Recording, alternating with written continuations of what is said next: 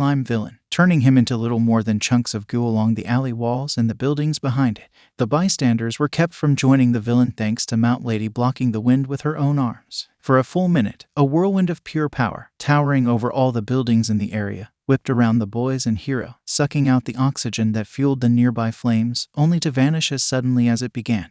Bystanders, pro-heroes, schoolboys, and civil workers alike were silent, the only sound being All Might, steam flowing from his form, his breath panting from exertion. He took this opportunity to quickly wipe away the blood trickling from the corner of his mouth. But that was the only movement anyone did. The silence continued even as the sky around them darkened and a drop of water landed. Then another, and several more. The once clear sky now poured rain as people slowly realized the implications. All Might had changed the weather. With a single punch, like a dam breaking. That realization led to a mighty roar of cheers from civilians, while the pro-heroes and civil workers began the arduous task of gathering up the villains' remains and putting out whatever small fires remained. All Might smiled at the crowd and raised his fist to the sky, even as he nearly stumbled over. A crowd of reporters ran over, eagerly demanding statements and quotes. As for the two schoolboys who found themselves in the middle of the scene, Bakugo was praised for his bravery and powerful quirk. Despite that, he stayed silent, even as he was inspected by some paramedics for any issues. Only a few minutes later, Bakugo was released, with the pro-heroes offering internships once he made it to a hero school. Throughout it all, an unreadable expression was on his face. And what did Midoriya get? What were you thinking, young man? You could have gotten yourself or that boy killed. Did you even get a license for that thing? You're lucky you didn't use a quirk or you'd have been arrested for vigilantism. Yeah, Midoriya wasn't given much else besides a stern warning from the cops and pro-heroes. Not that Midoriya really cared. He was more focused on the gauntlet, now being taken away by the police as evidence of his meddling. Although annoyed that he couldn't take it apart to find out why the power was drained so fast, Midoriya stayed silent. He had the blueprints at home, he could rebuild it and find out later. Eventually, he was let go after promising to never do that again. And Midoriya made his way home through an empty and quiet residential district. He knew Tsuburaya would have been watching the news. It was how he spent his free time these days, so he was expecting a phone call any minute now, probably to berate him for doing something so dumb or ask him about the first gauntlet prototype Midoriya had made without his guidance. And if he didn't, his mother certainly would call him. Her words probably filled mostly with tears of relief and worry. Surprisingly, neither of them were the first people to contact him. Deku. Midoriya spun around, seeing Bakugo running over to him. Some small part of Midoriya hoped that this would be the moment where Bakugo would finally acknowledge his capabilities. But the rest of him, more realist, knew that it was as unlikely as Midoriya being bitten by a radioactive arachnid. 𝐀𝐦, Midoriya stuttered out. Are you okay? Do you need me to? Where do you get off thinking I needed your help? Huh. The explosive boy interrupted, his hands popping. I didn't need you, or that shitty fake Iron Man glove you used. And guess what? It did nothing to help. You did nothing to help. You just got in the way, you shitty Deku. What? Midoriya stuttered, as the other schoolboy stood only a meter away. I didn't need you or your crappy junk, you hear me? He snarled. I could have gotten myself free if you hadn't interrupted. I'll never need you or your shitty support items. Don't you ever forget that. With that, the angry boy stormed off down the street, hands in his pockets. Midoriya stared after him for a good minute or two, before eventually deciding it wasn't worth dwelling over anymore. He was right, though. The gauntlet wasn't useful for very long. I'll have to look into finding out the power issue. Maybe Tsuburaya can recommend something. Midoriya gave himself a small smile at the thought, and turned around to continue on, only to be interrupted yet again. I am here, walking down the street like a normal person. All Might, Midoriya yelped, having not expected to encounter All Might yet again. What are you doing here? What happened to the reporters? Haha, losing the media is no problem whatsoever. Why? Because I am all BLAAARF. All Might quickly turned back into his weaker form, vomiting up blood much to Midoriya's horror. Oh my gosh, you need to get to the hospital. It's okay. It just happens, Sumpty Bleg. All Might's assurance was interrupted by another cough of blood, which only horrified Midoriya further, to All Might's annoyance. Kid, seriously, I'm okay. This just happens when I push myself too much. But then, shouldn't you be resting? Midoriya asked nervously. The man wiped away the last of the blood, then turned to the schoolboy. I will, but not yet. I needed to see you again, young man. Midoriya looked at him, surprised. But, why? All Might straightened his posture and stuck up 3 fingers. I came here for 3 reasons. Firstly, to apologize. Earlier, I told you that you couldn't be a quirkless hero, all because I had undergone a bad experience. Whatever I had been through in my life should not have been an excuse to shoot down your dreams. But I did do that, and because of it I became a hypocrite. But, it was thanks to me the slime villain got out, and then I got in the way of your work to bother you. Midoriya muttered, looking down in shame.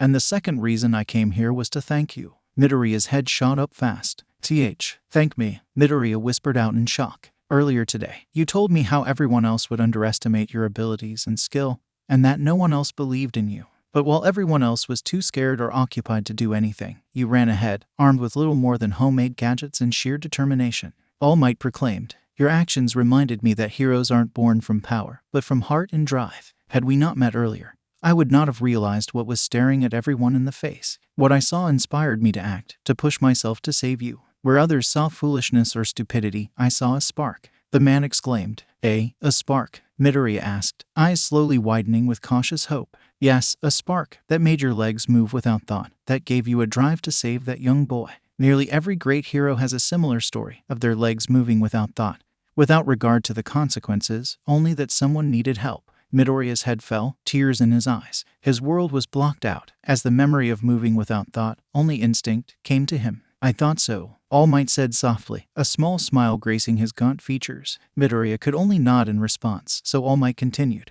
"And now for my final reason, to make a declaration." All Might aimed a frail, thin hand to the shaking boy before him. "Young man, whether or not you use gadgets, you too can be a hero." Midoriya fell to his knees, tears overtaking his vision. At long last, he heard it. Someone truly believed in him. 100%. Someone told him with no more doubt that he was able to be a hero, to fulfill his dreams. All Might wasn't finished, however. That day, All Might had made 2 different shocks to the Viridian-haired boy. The first had been the reveal of his true form and that his power was declining. The second was his belief that Midoriya was unable to be a hero. Learning these 2 things had shaken Midoriya, but he thought that he was done having his world rocked. He was wrong, for All Might had one more perception-shattering bomb to drop. Throwing his arms open as if to embrace the heavens, All Might proclaimed, "I deem you worthy of my power. My quirk is yours to inherit." Midoriya stared at the pro-hero in shock, unsure of how to respond. "Your quirk? Yes, please tell." Midoriya and All Might jumped, the latter looking around in shock and fear. "What? Who said?" Steam poured from his muscles. But he didn't inflate any larger. "Don't bother trying to shift to your muscle form, I already saw it." That's when Midoriya realized 2 things. The first was that he had left his ringer off on his phone, through which Tsuburaya was now speaking. The other was that he had forgotten to shut his pin camera off once the slime villain was defeated. "Oops, who is that?" All Might asked, fearful of the secret onlooker. "That's Tsuburaya, my mentor, I guess you could say," Midoriya admitted, pulling out his phone to show the hero the call taking place. "I'm so sorry, he must have called me when we were talking. If you're worried about me spilling your secrets, don't be. I'm incapable of it," Tsuburaya muttered, annoyed at the sidetracking. All Might narrowed his eyes. "And why not?" "Please." Midoriya hesitated. "I serve you, Mantle Bearer. I follow your script and yours alone." The AI reminded him. "He's an AI. Inherited, I guess you could say," Midoriya admitted. "He's programmed to listen to me and obey my orders, so he won't reveal any of this conversation to anyone." "You have an AI?" All Might was shocked. AIs weren't commonplace. Creating one was strictly regulated, and allowed to be done only by specific support companies.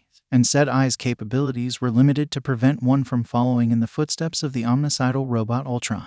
To this day, only a few heroic ones, such as Jim Hammond, Vision, or 𝐸𝐸𝐻 were still active, the first 2 teaching at Avengers Academy, the latter at the Xavier School for Gifted Youths, while others could be found maintaining Island or guarding imprisoned villains with quirks that would affect organic people. For a boy like Midoriya to possess one, fully sentient with a personality, yet obedient to him, was nothing short of astounding. "Yes, but you're getting off track. You were saying something about giving Midoriya your quirk," Tsuburaya asked. Straightening up, All Might coughed. Right.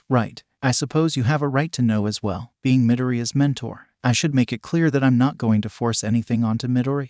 If he chooses to accept or decline, then I'll respect his decision, but I think he's worthy of my quirk." All Might dramatically pointed his finger to the boy, shouting, "So do you want to accept my awesome power or not?" Midoriya only stared at the man before him, so Tsuburaya decided to make a suggestion. "Perhaps you should explain what exactly you're talking about." "Oh, that's probably a good idea," All Might admitted. He cleared his throat and began his speech. "Journalists always guess about the nature of my quirk, usually claiming it to be super strength or some kind of invulnerability." "That is correct. In interviews you would make a joke and dodge the question," Tsuburaya noted. "But I take it that isn't the truth." "No, it isn't. I've never revealed the truth of my quirk, for the world must believe that its greatest hero came about through natural means, like anyone else. But I'm not." "You're not?" Midoriya asked, hanging on to every word, his mind racing. "No, I'm not," All Might confirmed. "My power did not come about naturally. I wasn't born bearing this power, but given it. It is a sacred torch, passed down to me from someone else. It was given to you."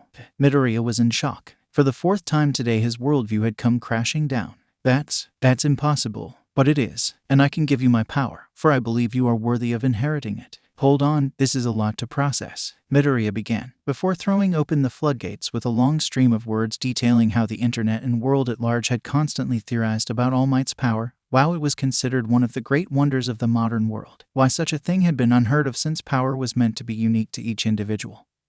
And no one else before then was able to just give powers to another individual in such a way. And such a quirk would have been seen as world-changing were it to become public knowledge. Such a thing would have changed the way quirks or other powers were viewed, maybe even the nature of powers itself. Geez, kid, quit overanalyzing this, All Might interrupted, Midoriya snapping out of his tangent. Sorry, Midoriya does that sometimes. Usually it takes a sharp poke to snap him out of it, Tsuburaya commented. Despite his humorous tone, though, the AI was also analyzing everything he knew. Having 𝐴𝐻𝐿 memories, he had seen plenty of types of powers. Super geniuses, men who could break worlds, the supernatural, magic, men capable of manipulating the fundamental forces of existence, aliens that could mimic the powers of others, just to name a few. But transferring one's power, no such ability had ever existed to his knowledge. The closest thing, in Tsuburaya's memory banks, had been the X-Men member Rogue, who could siphon away one's vitality and powers. But from what data he had, Rouge couldn't retain the powers without killing someone. And as far as Beck knew, she had not been able to give that power to anyone else. Focusing back on the scene before him, Tsuburaya watched All Might thrust out his arm, a firm glare focused upon the boy in front of him. You'll have to adjust your reality and accept this new truth. I can transfer my power to another person, and that's just one aspect of its powers. He clenched his fist, then opened it, and from within the palm a bright light surged, brighter than the sun but with the strength of a bomb, yet it did not hurt any of them. The true name of my quirk is One for All. One for All, Midoriya repeated. Though it was a simple phrase, it felt like he was learning the true meaning of existence, or like when he found that map which led him to the path of being a hero, quirkless or not. Now, a new path had come before him, one he didn't ever dream was possible. Yes, my boy, All Might proclaimed to the boy in AI. One quirk, improved by one person, then passed down from generation to generation, with each new wielder adding their own power to make it stronger than the one before. This cultivated power is what has allowed me to save thousands of lives and stop those who would do them harm.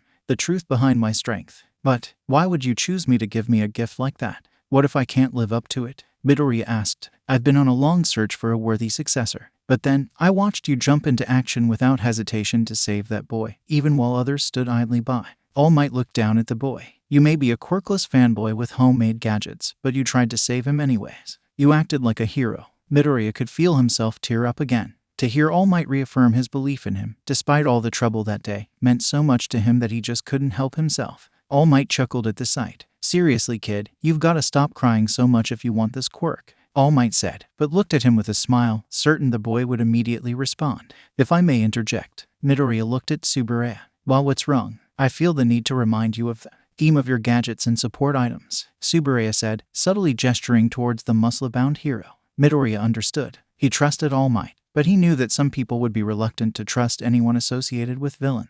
What's wrong? All Might asked, confused at the eye's interruption, while Midoriya felt a growing sense of dread as he thought about what Tsuburaya was saying.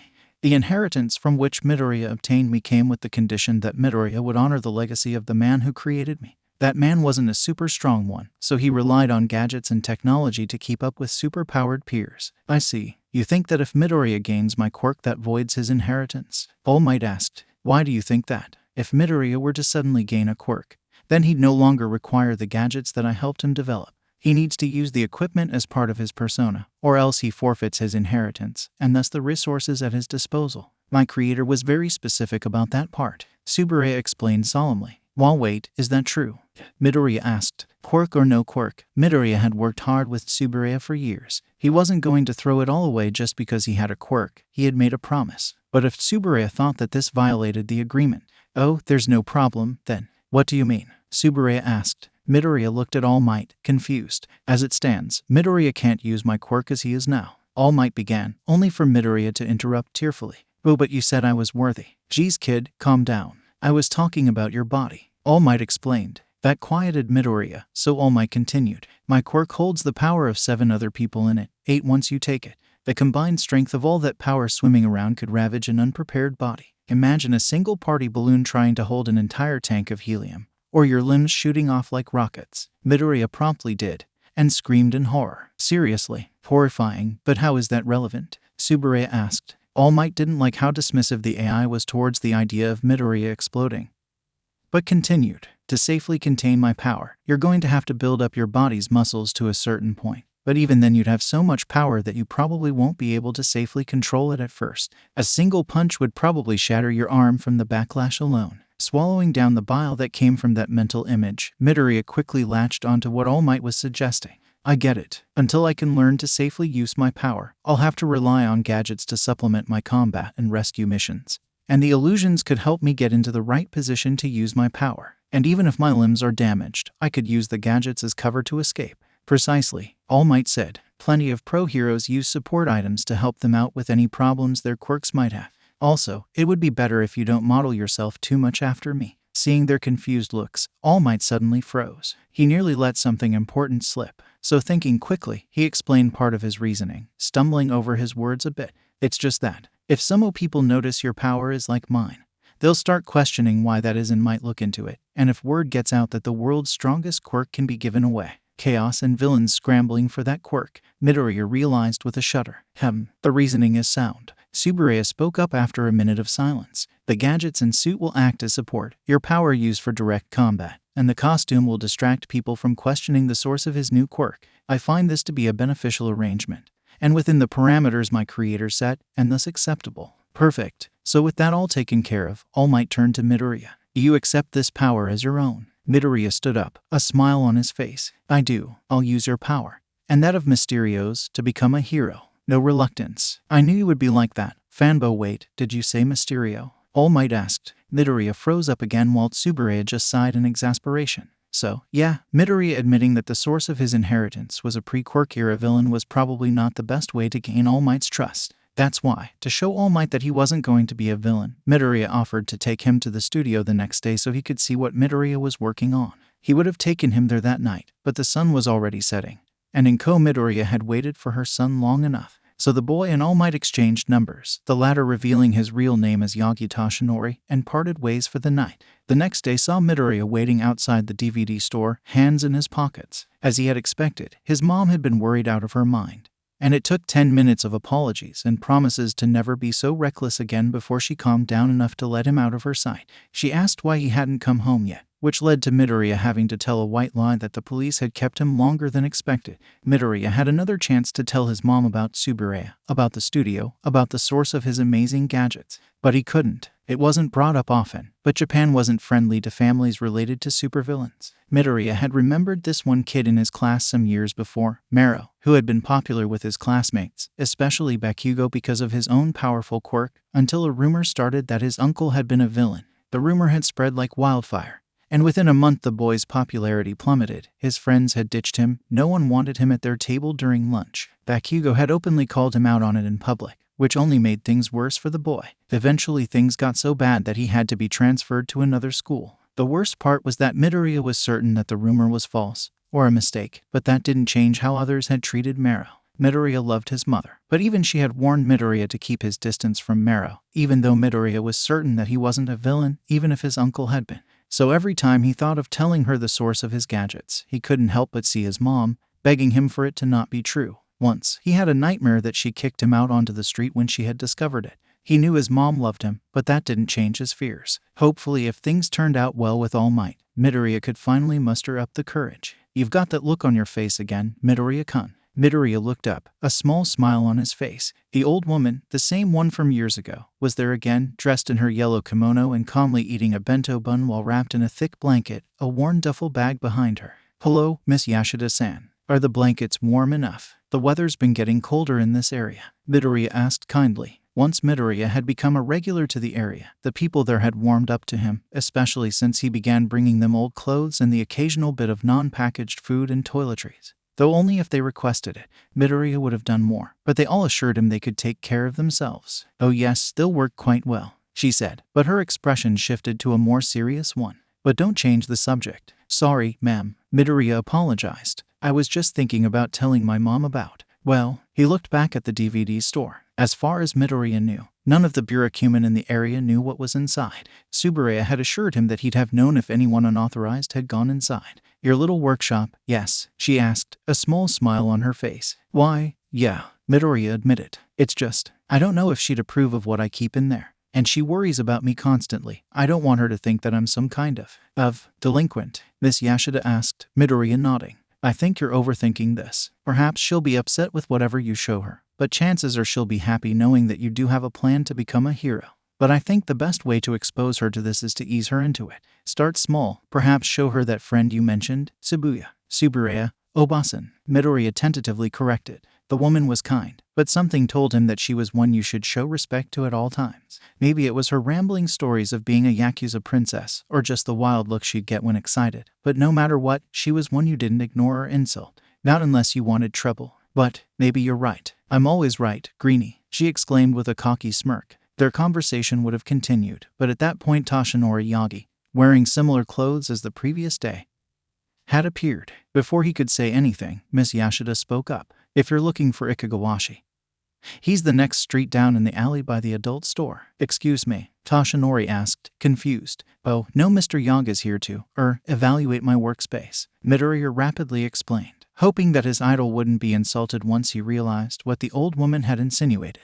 Oh, I see. My apologies, Miss Yashida said, her mood now cheerful. Carry on. She turned back to her lunch, happily tuning out the world. Sorry about her. Miss Yashida has a bunch of crazy ideas in her head. Midoriya quietly apologized, leading the pro hero around to the back of the store. It's fine, but why are we here, exactly? Yagi asked the green-haired boy. Midoriya didn't respond straight away. Instead, pressing his hand to the hidden panel's handprint scanner, installed only the previous year. With a quick flash, the door opened up. Midoriya wiped the panel clean with his sleeve and stepped inside. You didn't think someone like Tsuburaya's creator would be glaringly obvious, right? Midoriya asked, holding open the door. In the years since accessing the building room, Midoriya had slowly converted the back room and office into a sort of private recreation and relaxation room. His hope was to eventually turn the whole place into a proper hero agency one day.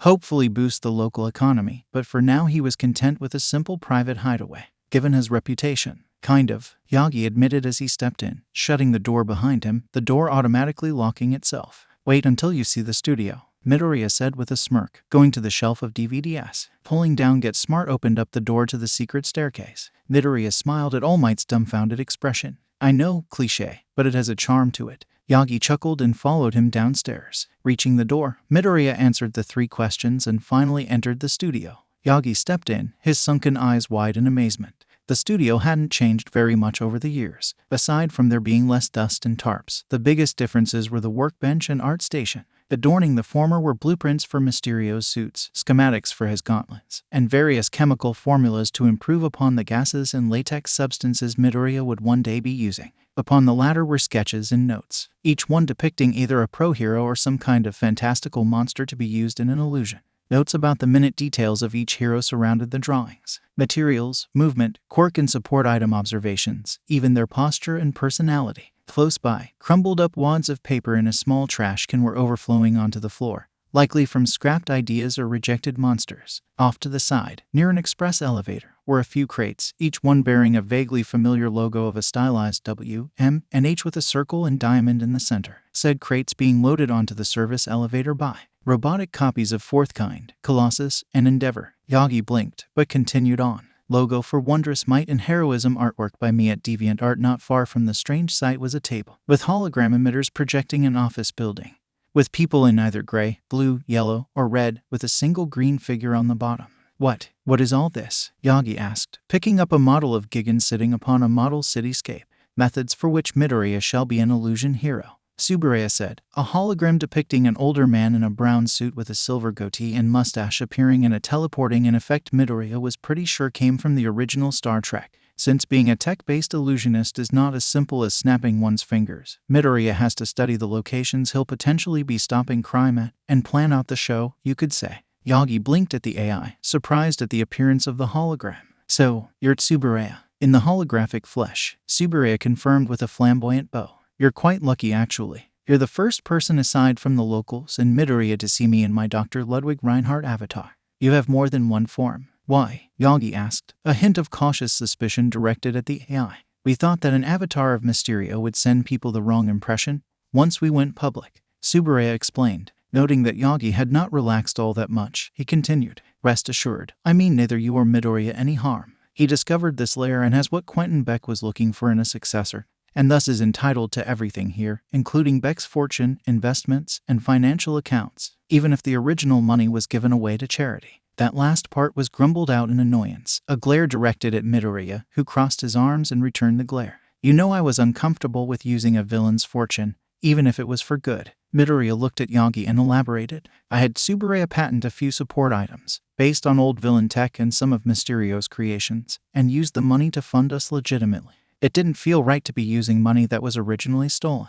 Midoriya used those funds to legally purchase the building above us about 4 years ago, with me acting as his online representative for the sale. Though I should clarify that on paper we're listed as a support company called Wondrous Might and Heroism. 𝗬𝗲𝗡 continued for Midoriya, gesturing at the crates, being loaded with support gear, some kind of directional gauntlet in one, and a spiked turtle shell-like shield in another. Yagi nodded in understanding. It wasn't uncommon for support companies to have their mainland facilities use aliases or be kept hidden from the general public. This was to prevent villains from breaking in to steal their products, and other similar security concerns. However, one part of 𝗬𝗲𝗡's speech caught his attention. You have villain tech here? Yagi asked. Most villains nowadays just use their quirks, with support items being either homemade or bought on the black market. But with very rare exceptions, none of them stood up to pre-Quirk era machines like Dr. Octopus arms or Justin Hammer's titanium man armor. To hear that the studio contained blueprints or even original models was a shocking development to the pro hero. 𝗵𝗏 took notes on everyone he knew. When the villain community needed a fake to take the fall for a crime or Beck just wanted to throw people off during a scheme, he'd be commissioned to build robotic replicas. They were no Doombot or LMD, and sometimes the personality core would malfunction, but they got the job done. 𝗬𝗲𝗡 explained. The Sinister Six would often share their notes on their equipment and powers to make their robotic duplicates more realistic, though it was never as good as the originals. I've been working to incorporate some of it into my hero costume, but there's only so much room. Midoriya bit his lip as he looked over his current design for his suit. It was covered in scrawled notes, some of it crossed out or extended past the edge with sticky notes since there wasn't any more room for the information. The suit itself was large and bulky, to Midoriya's distaste. All that weight would throw him off and make it harder to move around quietly. Chances were he'd have to scrap the design and start again. So, what's with the model building? Yagi asked, coming over to inspect the hologram while Midoriya focused on his costume woes. Poking the green figure, he realized he could manipulate it and reposition it to new spots. A simulation to help Midoriya visualize how he should place his hologram emitters and any robots or drones he might have with him. 𝗬𝗲𝗡 explained. In this specific scenario, a group of 13 villains with randomly generated, yet still dangerous quirks have broken into an office building to steal bail bonds and have taken hostages in the process. The pro heroes he may team up with are also randomly generated, but they're kept outside the building at the start. Success is calculated based upon observed personality profiles, quirk types, and the illusions Midoriya implements. I see, Yagi said. Wait, isn't this the premise of an old movie? Die Hard, initially released on July 12, 1988 at the APCO Theater, then en masse on July 15, 1988, starring Bruce Willis and Alan Rickman as the protagonist and antagonist, respectively. The sequels and remakes were not worth the drive space needed to hold them, but the original is a masterpiece. The AI confirmed. I have an extensive knowledge of cinema upon which we can draw upon for inspiration. Yagi quietly nodded. It was clear to the boy and AI that he was impressed, but the worry the pro hero felt was still obvious. Despite all the assurances from the two, he couldn't help but worry about all the villain technology being used. Yagi knew that it was just tools and they held no will of their own, save maybe 𝗬𝗲𝗡. But every time he glanced at the holographic figure, he couldn't help but feel his stomach turn. Metaphorically speaking, sensing the unease, Midoriya put aside his suit blueprints and spoke up. Look, I know there's a stigma against villains, and people who are related to them in some way. Midoriya sighed. But I know Mysterio's tech can be used for good. And if something good can come from something evil, then it deserves a chance to prove it right. Yagi blinked. Unknowingly, Midoriya had brought to mind an untold aspect of One for All. For a moment, Yagi briefly thought of telling Midoriya the origins of the quirk, about the original wielder, sick and helpless yet with a strong sense of justice, the world which gave rise to such power, and the man, the self-proclaimed Demon King, who made said quirk to control another, only to accidentally form a tool for justice. But no, that man was dead. He was gone, and to tell Midoriya of such things would only be adding to the boy's worries. If, heaven forbid, he returned, then yes, All Might would tell Midoriya. But this wouldn't be that day, and he prayed such a day would never come. You're right. Yagi looked at the two. You're willing to place your trust in me, and I've already placed my trust in you. If you're positive that these items can be used to make a hero, Then the world had best be ready for the newest illusion hero, Midoriya. Midoriya smiled in joy. A massive weight had been removed from his shoulders. If All Might had faith that Midoriya could redeem the name of Mysterio, then he would put in his best effort to be not only the strongest hero, but the cleverest one as well. And maybe, just maybe, his mother would see things the same way. So, with that out of the way, how exactly do you plan to make Midoriya ready to accept your quirk? A gym trial, sparring with you or one of the machines here? By cleaning up Dagobah Beach, All Might proclaimed, bulking up in his excitement. Pardon, hahaha. Oh, the look on your faces. All Might steadied his breath and turned the hologram. Could you please look up the beach online and bring up the images that you find on a screen? Midoriya nodded to 𝗬𝗲𝗧𝗏, who started typing on a keyboard that suddenly appeared. Surrounding the three were images of a trash-covered beach, mountains of garbage, from microwaves and rotting tires to stoves, refrigerators, and even entire cars were left there to rust. There's so much trash, Midoriya sputtered out. That's correct. I did some research last night and found that part of the beach was once beautiful, but the ocean currents let anything that's dropped into the waters flow onto the beach, making it a favorite spot for illegal trash disposal. Because of this, all the locals avoid the area. All Might explained, a hint of sadness in his tone. So, to inherit my quirk, you'll have to clean up that beach. While 𝗬𝗲𝗧𝗏 could not see why All Might would go this route instead of the gym or a training course, Midoriya immediately picked up on All Might's way of thinking. I see. By cleaning up the beach I not only get a workout, I'll be doing the public a service, Midoriya said, his eyes sparkling in eagerness. Got it in one, fanboy. Heroes these days are more focused on stopping flashy villains. A noble cause.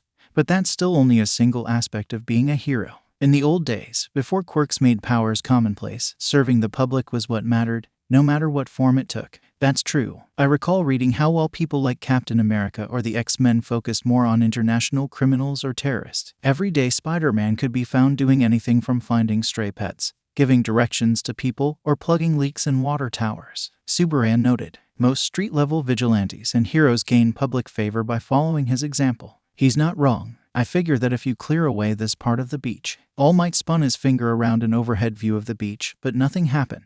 Turning to the AI, the symbol of peace awkwardly asked could you, highlight the area I circled? A moment later, that area lit up red. Thank you. As I was saying, I figure that if young Midoriya clears away this part of the beach, he'd be ready to inherit one for all safely. Are you sure? That seems like quite a lot of garbage for Midoriya to handle on his own.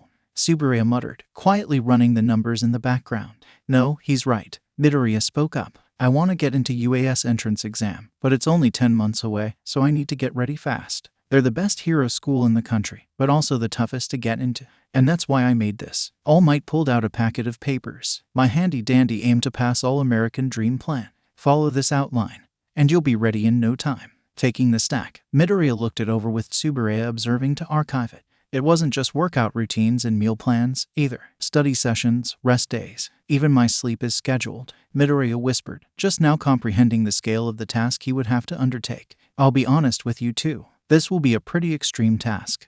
But it's necessary if you want to safely inherit my quirk. All Might admitted somberly. Add that to Midoriya's schoolwork and gadget building. 𝗬𝗲𝗧𝗏 noted, a pair of spectacles appearing on the bridge of his nose. The odds are slim, but it should be possible with only minimal adjustments made to these plans. I don't care how hard this will be. I know I'll have to work harder than everyone else just to get in, Midoriya admitted, but looked up with a steely resolve at his two mentors. But being a hero has never been easy, so I'll give it my all. Glad to hear it, All Might proclaimed. I'll see you at the beach tomorrow morning, fanboy. And so, just like that, 10 months of absolute hell began for Midoriya. For most of the week, Midoriya would train at Dagobah Beach. The different kinds of trash strained different groups of muscles in Midoriya's body, thus ensuring all parts were being worked on. For the most part, it was just him and All Might. Sometimes 𝗬𝗲𝗧𝗏 would come by, watching Midoriya train using a drone, but not always. 𝗬𝗲𝗧𝗏 spent most of the time testing different materials and equipment to add to the suits. He devised and scrapped no less than 6 different Mysterio suits in the first month alone. Midoriya was often left exhausted, but he pushed himself. Even on days he was supposed to be rested, he worked out, even if it was a simple grip trainer used in his non-busy hand while he took notes in class. The other classmates took notice of his efforts, but unless they heard him muttering, they were content to do little more than gossip. Bakugo had been oddly quiet. One part of Midoriya had wondered if him loosening up on his bullying was an indirect way for him to thank Midoriya, while another, more embittered part of him figured that he just didn't want to risk getting into an incident that would keep him out of hero school. Either way, Midoriya wasn't complaining. Though bullying meant he wouldn't have to worry about missing a workout day to recover. After school, Midoriya would head to the studio to either review the blueprints he and 𝗬𝗪 drew up or spar, the AI taking command of robotic duplicates of various pro-heroes from the modern era and pre-Quirk golden age. Midoriya wasn't the best at fighting, especially since he tried to copy All Might's aggressive powerhouse fighting style despite 𝗬𝗪's insistence that he do otherwise. Despite this, he never gave up. Eventually, he managed to last long enough in combat against the robotic avatars of Fourth Kind and Gunhead teaming up to satisfy the AI. So Midoriya changed his focus to memorizing the different formulas and how to combine them to achieve the effects he desired for different scenarios. At home, 𝐀𝐦 was shocked at her son's sudden change in lifestyle. When he was 8, he had asked her for a healthier style of eating, to help me become a hero, he'd said. But he'd usually make time for the occasional hanami dango or pocky. But now it seemed he would eat nothing but healthy food, and he'd wolf it down like he was starving, and still ask for seconds. The exhaustion that seemed to build up as time went on also had her worried. His grades were still good, so she didn't think it was something to bring up just yet, and thus she let it slide. The biggest shock had been when Izuku came to her one morning and showed her that when he was young he had obtained an AI. An actual AI that was subservient to her boy's wishes, even if he was made by a villain from the past. Izuku had confessed to her how he had obtained it, even showing her the original notebook, kept in a new plastic sleeve to better preserve it. She had yet to visit the studio as they called it, but Izuku had shown her pictures, talking on end about how he was going to use those resources to become a great hero. The passion in his words talking about being a hero was the only thing that made her certain Izuku wasn't being manipulated or, heaven forbid, manipulating her. 𝐀𝐦 was, of course, upset with her son withholding this information from her for years, at least until she learned why. It had been a long time since she had thought about 𝗲𝗏, the boy everyone treated like a plague when that awful rumor had started. Even she was guilty of pushing that belief onto Izuku, just because she was just scared for him. Hearing how this memory had made Izuku scared of her reaction broke her heart. She knew he would never be a villain. His heart was too pure and kind for it, even if she thought he was a bit unrealistic at times. Still, with these resources and that nice trainer Mr. Yaga's help, 𝐀𝐦 was now positive that her son would be able to be a great hero. She just wished that she had a way to prove to her son that she was going to support him, no matter what. A way that showed him she was sorry for ever doubting him, for not supporting him when he needed her to, all those years ago. One night, while taking away a lukewarm mug of coffee and some empty energy bar wrappers that surrounded her passed-out son, she glanced at Izuku's open sketchbook and found a way. Eventually, 7 months had passed. Autumn had arrived, and Midoriya was jogging down a tree-lined pathway, struggling to keep up with All Might, the latter riding a Segway in his thin form, a massive coat draped around him like a cloak. Hearing a grunt and thud, All Might stopped, looking back at his chosen successor, the latter laying on the ground, panting heavily, the garbage he was hauling dropped beside him. Hey, you're not going to give up that easily, are you? Just going to flush away all that hard work? All Might was going to continue his berating, but took notice of something else. Midoriya was shaking, far too tired considering the amount of exercise he was doing. You're overworked. The aim to pass American Dream Plan was created with your body type in mind. It was fine-tuned by 𝗬𝗪 to make sure your progress was swift yet manageable. That means, Yaga's eyes narrowed in suspicion. You haven't been following the plan 𝗬𝗪 and I laid out. I know you're eager to get in, but overworking yourself is just going to do more harm than good. It's not enough to just get in. Midoriya groaned out. Yagi glanced down at the boy, who weakly looked up at him. It's not enough to just get in. I want to excel. Midoriya panted out, shaking as he struggled to get up. Everyone else thinks I can't do this, that I can't be a hero. I need to prove otherwise. Prove that I can be the greatest hero in the world. All Might stared at the boy, on his knees and hands, and could only think of how much though he put into the future. With a smile he inflated to his muscular form and stepped off the Segway. You've got a lot of fighting spirit, fanboy. That'll serve you well, All Might proclaimed, lifting the limp child up by the neck of his workout jacket. That being said, overworking yourself won't do you any good. Don't you worry, fanboy. I'll speak with 𝗬𝗪, and these 2 old men will adjust the dream plan so you'll be at the top of your game come the entrance exam. You're not that old, Midoriya muttered out as the pro-hero gently put him back on his feet. All Might simply laughed and raised his fist to the sky, Midoriya mustering enough strength to look up. Don't you worry, young Midoriya. When the time comes, you'll be able to truly go beyond, plus Midoriya. It's 𝗬𝗪. Midoriya sighed, annoyed that the moment was ruined, and pulled out his phone. What is it? Someone unauthorized is attempting to access the studio. The handprint scanner was nothing, and the secret entrance to the hidden stairs were obvious, so why was this door being so mean? The girl threw back her hair. It was getting long, she noticed, but not long enough to require a haircut. But for now she focused. The obstacle before her, a door with an annoyingly specific, randomized question lock, was giving her a surprising amount of trouble. There hadn't been any visible screws to remove the panel, so she couldn't hook up her decryptor, and she was sure that lasering the lock off would have been seen as rude, so she was stuck trying to answer movie trivia questions of all things. Who played the first Dracula? Gary Oldman, right. She typed it in, only for the lock to reject the answer and make a loud buzzer noise. She was starting to get frustrated, she would admit. She just wanted to talk to the person who had made that amazing gauntlet that showed up on the news 7 months ago.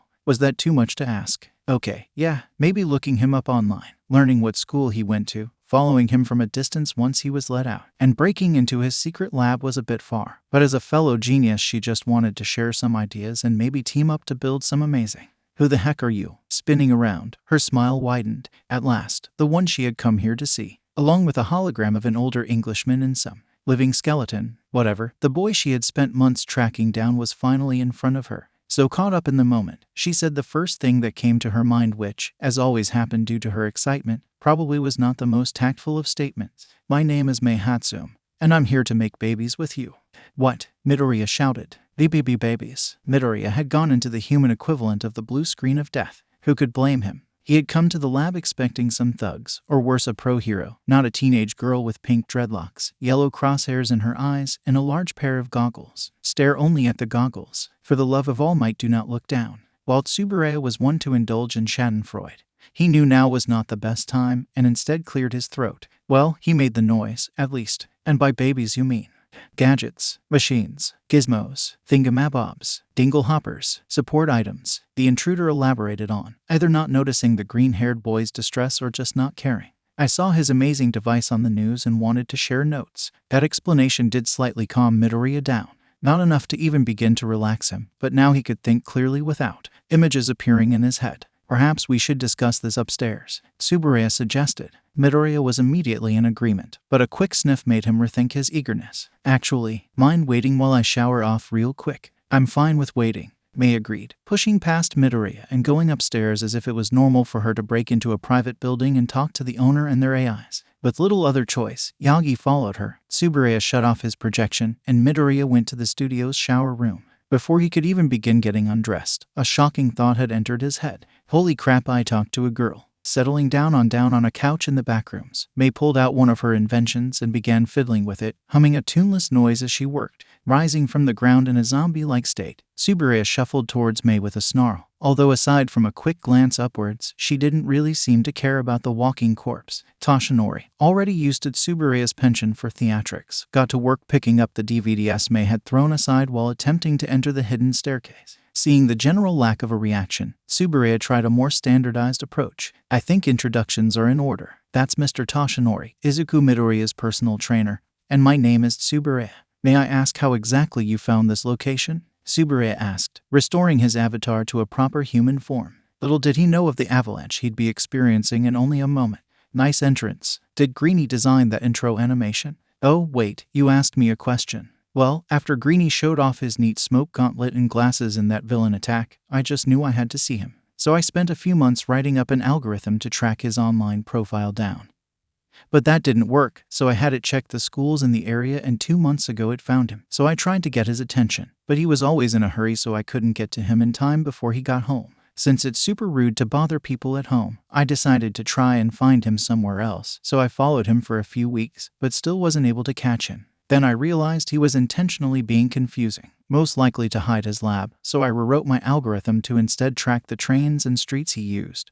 And last week I triangulated the location of the store, but some creepy lady would be watching me whenever I'd approach the store, which usually wouldn't deter me. But she had a really nasty-looking Bakken sword at her side, so I stayed back until this morning, when she left for I think one of those public bathhouses. Anyways, I knew that was my best chance to get in, so I threw together a baby to get past any security and came here. I managed to find the panel easily enough thanks to the micro seams in the wood being visible to my quirk. And there were scuff marks in the carpet that let me know that the shelf moved, so I pulled down DVDs until I found the right one. That door lock stopped me from going any further though, and I was getting super frustrated until Greeny and the hospital patient found me. 𝐬𝐻𝐸𝐬 had spoken all that without having stopped to breathe, and looked at the two, observing her with a large smile. Yagi and Midoriya could only stare, the former having picked up only every other word said by the motor mouth inventor. Midoriya didn't have that problem, but even he had been stunned by the sheer energy the girl had. Taking a moment to process everything, he spoke up again. You thought that visiting Midoriya at home was rude, but you were okay with breaking into private property? 𝗬𝗲𝗍 questioned incredulously. Oh, is that 𝐸𝐻𝐬's name? They asked. Too long. I think I'll call him either Midoriya or 𝐸𝐻𝐬. But yeah, I got excited to see him. Great inventors hold conversations through their inventions. By beating his security, I knew that he would be impressed and would let me join him in making babies. I think I understand, 𝗬𝗲𝗍 muttered after a moment of thought. Before he could ask more questions, the shelf of DVDs, now refilled, moved to the side and out emerged Midoriya, clean and sporting a green jacket over an All Might t-shirt and green cargo shorts. After that relaxing shower, Midoriya was certain he could handle the hyperactive girl who tried to break into his workshop. Midoriya, make babies with me, May immediately shouted to the teenage boy. Never mind. Midoriya just stood there, paralyzed in shock, a strangled noise escaping from his throat as his brain attempted another reboot. Yagi sighed and came over to Midoriya, shaking his shoulder until he snapped out of it. She tracked you down because she wants to work with you, kid, summarized Yagi to his apprentice. Oh, Midoriya recovered. You want to work with me? Yeah, your gauntlet and glasses were amazing. You built a fully functional alert system and a portable support item out of garbage. You're the kind of guy I want to be making babies with, May stated, again not caring how her words would be taken out of context. Thankfully, Midoriya only flinched at the words instead of locking up. You were impressed. It wasn't anything special. I just dumpster dived for most of the materials, and I couldn't even get the holograms working earlier than holograms. May interrupted in excitement, sitting up. Midoriya leaned back, unused to being given so much positive attention by people his age. Yeah, the gauntlets are supposed to emit a special fog that made holograms look more solid, since the requirements to give the holograms continuous form retention is limited by computing power and space on the gauntlet. May finished, eyes dilating in joy. But if you add microcircuitry to the glove, you'd have more than enough processor power to keep the holograms stable, no matter how much light or material passes through it. I know, Midoriya admitted. The problem is we don't yet have the equipment to build microcircuitry in a cost-effective way, and ordering such items to this location draws the wrong kind of attention. 𝗬𝗲𝗍 added. Indeed, the whole reason the Dr. Reinhardt form had been created was that the delivery men that dropped off materials needed to develop Mysterio's suit had insisted upon retrieving signatures on their tablet, threatening to call the police if it wasn't done. Midoriya had only been 10. None of the robots in storage looked human or were dexterous enough to believably hold a pen, and 𝗬𝗲𝗍 was still using the Mysterio look, so neither of them could have done so. It was only thanks to Miss Yashida's timely appearance that the delivery men didn't report the area as a possible spot for villain activity. Oh, is that it? I figured out how to do that in my first year of junior high, May bragged. Wait, you can make microcircuitry? Midoriya couldn't believe his ears. Yup, May pointed to her eyes. My quirk, zoom, lets me see a mouse from up to 5 kilometers away in great clarity. What's more, I was able to build so many amazing babies by focusing on the inner workings. It's also how I discovered the seams along the hidden panels and the signs of the passageways in this building. That's amazing. Midoriya came closer, pulling out his quirk analysis notebook, much to May's amusement. Just how good is your quirk's magnification on an object sitting before you? The two went on and on, discussing her quirk and the various inventions the two had worked on. All the while, 𝗬𝗲𝗍 was watching in silence. He had been uncertain of how to categorize the girl with pink dreadlocks, but now he knew that she was a potential threat, should she choose to be. While she did not seem to have any intention of revealing the studio's location, she was an uninhibited, shameless person, especially when presented with babies. So the chances of her spilling the studio's location to the public before Midoriya determined they were ready was simply too great. If only there was a way to ensure she'd keep quiet. Killing her was right out. Midoriya would have refused to allow such a thing. Not to mention he would have been very upset with 𝗬𝗲𝗍, and they lacked the means of effectively hiding the body, so that idea was discarded almost instantly. His attempt at scaring her with the zombie showed that she was not one easily intimidated. Banishing her was no good, since she was able to breach all but the last line of defense, and it was only due to luck that she didn't manage to do so. Moving locations was also unfeasible, since they lacked the time, manpower, and means to get everything out without drawing attention, to say nothing of locating or modifying a new space that would fit their needs. In addition, the girl had shown to be dangerously clever and not above bending the rules when she thought the situation called for it. He could threaten her, but again, Midoriya would have disapproved. With all this in mind, 𝗬𝗲𝗍 came to what he believed to be the best option, as much as he felt it was one that held its own risks. Miss Hatsune, how would you like a job? That got everyone in the room to look at him. Midoriya was gaping like a fish. May's smile grew to Cheshire Cat levels, and Yagi was in shock. The job, Midoriya stuttered out. Ooh, you've got my interest. Hologram. May smirked while Yagi stood up. Hold it, May is only a child, 𝗂𝐸𝐬 started, glaring at the AI. Actually, I'll be 16 in April, so legally I can start working now, May interrupted, a manic gleam in her eyes. Mummy at the babies. But, Midoriya Yagi tried again. Is 15 the legal age to be working? And as the legal owner of this property, he is within his rights to hire anyone that he so chooses, 𝗂𝗵𝗲 countered. But, Yagi searched for anything to dissuade the AI. May doesn't have an official support gear license yet. She needs to get through hero school first, which is why she will not be working on the larger projects directly, 𝗂𝗵𝗲 clarified. Ignoring the pout May was giving him and Yagi, he continued. Instead, she will be acting as a consultant and making the individual parts of the items, which is perfectly legal, and those parts will be assembled by myself, commanding machines, into the completed support gear to be sold. It's a legal loophole that we've exploited before, back when Midoriya and I were coming up with the means for funding his ambitions. And I don't mind working for a guy younger than me, May added, practically vibrating in excitement. With funding I can afford proper and bigger materials for my babies and gain some workplace experience. 𝗂𝗵𝗲 raised his hands in a placating manner. Hold on, before we can officially employ you, some things need to be clarified. Though visibly annoyed, May sat back down on the couch, arms crossed. Midoriya swallowed his spit and turned to 𝗂𝗵𝗲 and nodded. Seeing this as permission to continue, 𝗂𝗵𝗲 explained himself. This location is meant to be private. Behind the door downstairs are devices that need to remain confidential, but I calculate that you are not one to be driven or bribed away. In addition, your skills have proven to be a potentially useful resource for us. Therefore, I believe our best option to ensure your silence is an employment contract, starting with an NDA, or a non-disclosure agreement so I can't tell anyone I know. Let me have it so I can sign it, May said impatiently. 𝗂𝗵𝗲 nodded, and from a printer in the corner of the room, the document was formed. May practically ran to the printer, snatched the paper, and quickly scanned it. Though excited, she was still careful to read it multiple times and think it over. Her mother didn't raise a fool, after all. Once she finished making sure the NDA was acceptable, she ran past Yagi, grabbing a pen from a Godzilla mug and writing her name and signature down on the bottom line. Done, so what you working on? 𝗂𝗵𝗲 scanned the document before nodding in satisfaction. This place is the secret location of the support item company, Wondrous Might and Heroism. May's eyes widened, and a huge smile appeared upon her face. I see you know who we are. Of course, you guys are small, but you've got some of the most effective babies on the market, May said excitedly. Thanks, though admittedly we can't really take all the credit for inventing some of those items, Midoriya said, rubbing his neck nervously. Why not? May asked, before gasping, her eyes narrowing in suspicion. Hang on, you didn't steal them. No.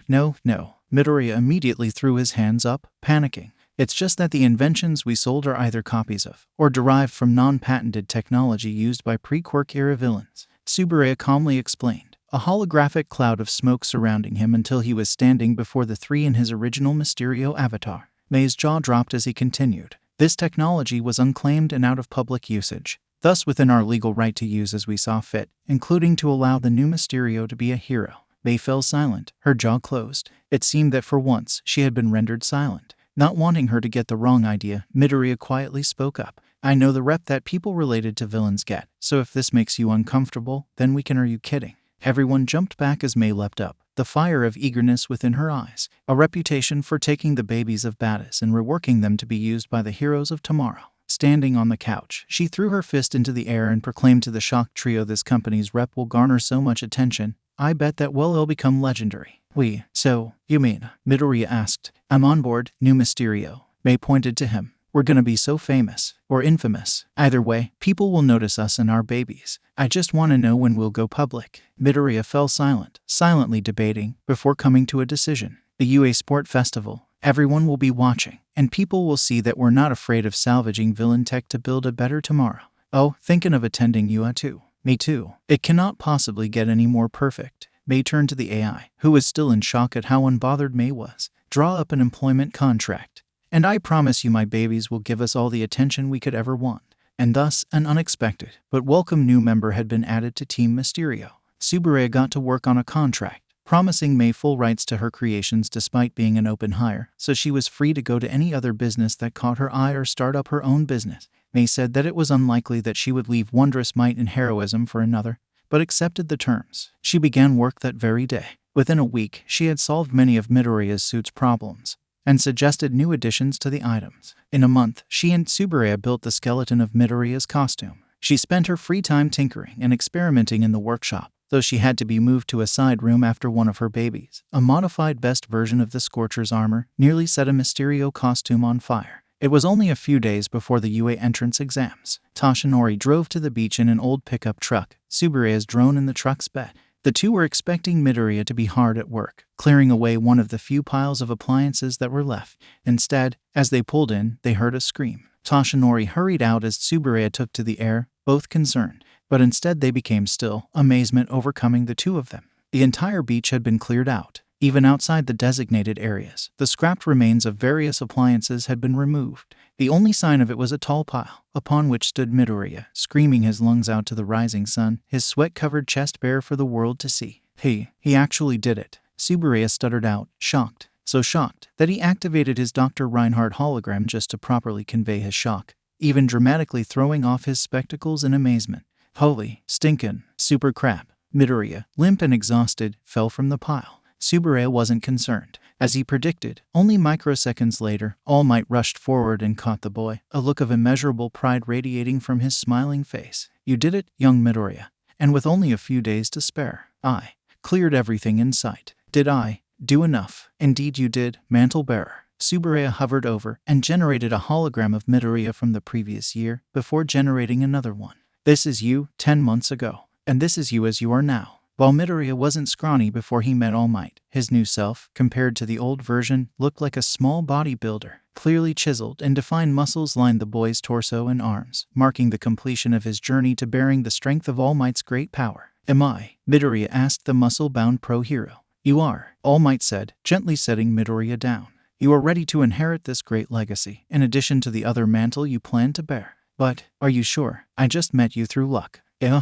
Still doubting yourself, fanboy? All Might asked. Let me tell you something my mentor once said. There is a difference between being lucky and being deserving. One is happenstance, and the other is a reward. Never get them confused. And speaking of rewards, the giant of a man reached up to his signature hair and pulled out a single strand, clenching it between two fingers. You worked your backside off, studied hard, and poured all your skills into making it here, young Izuku Midoriya.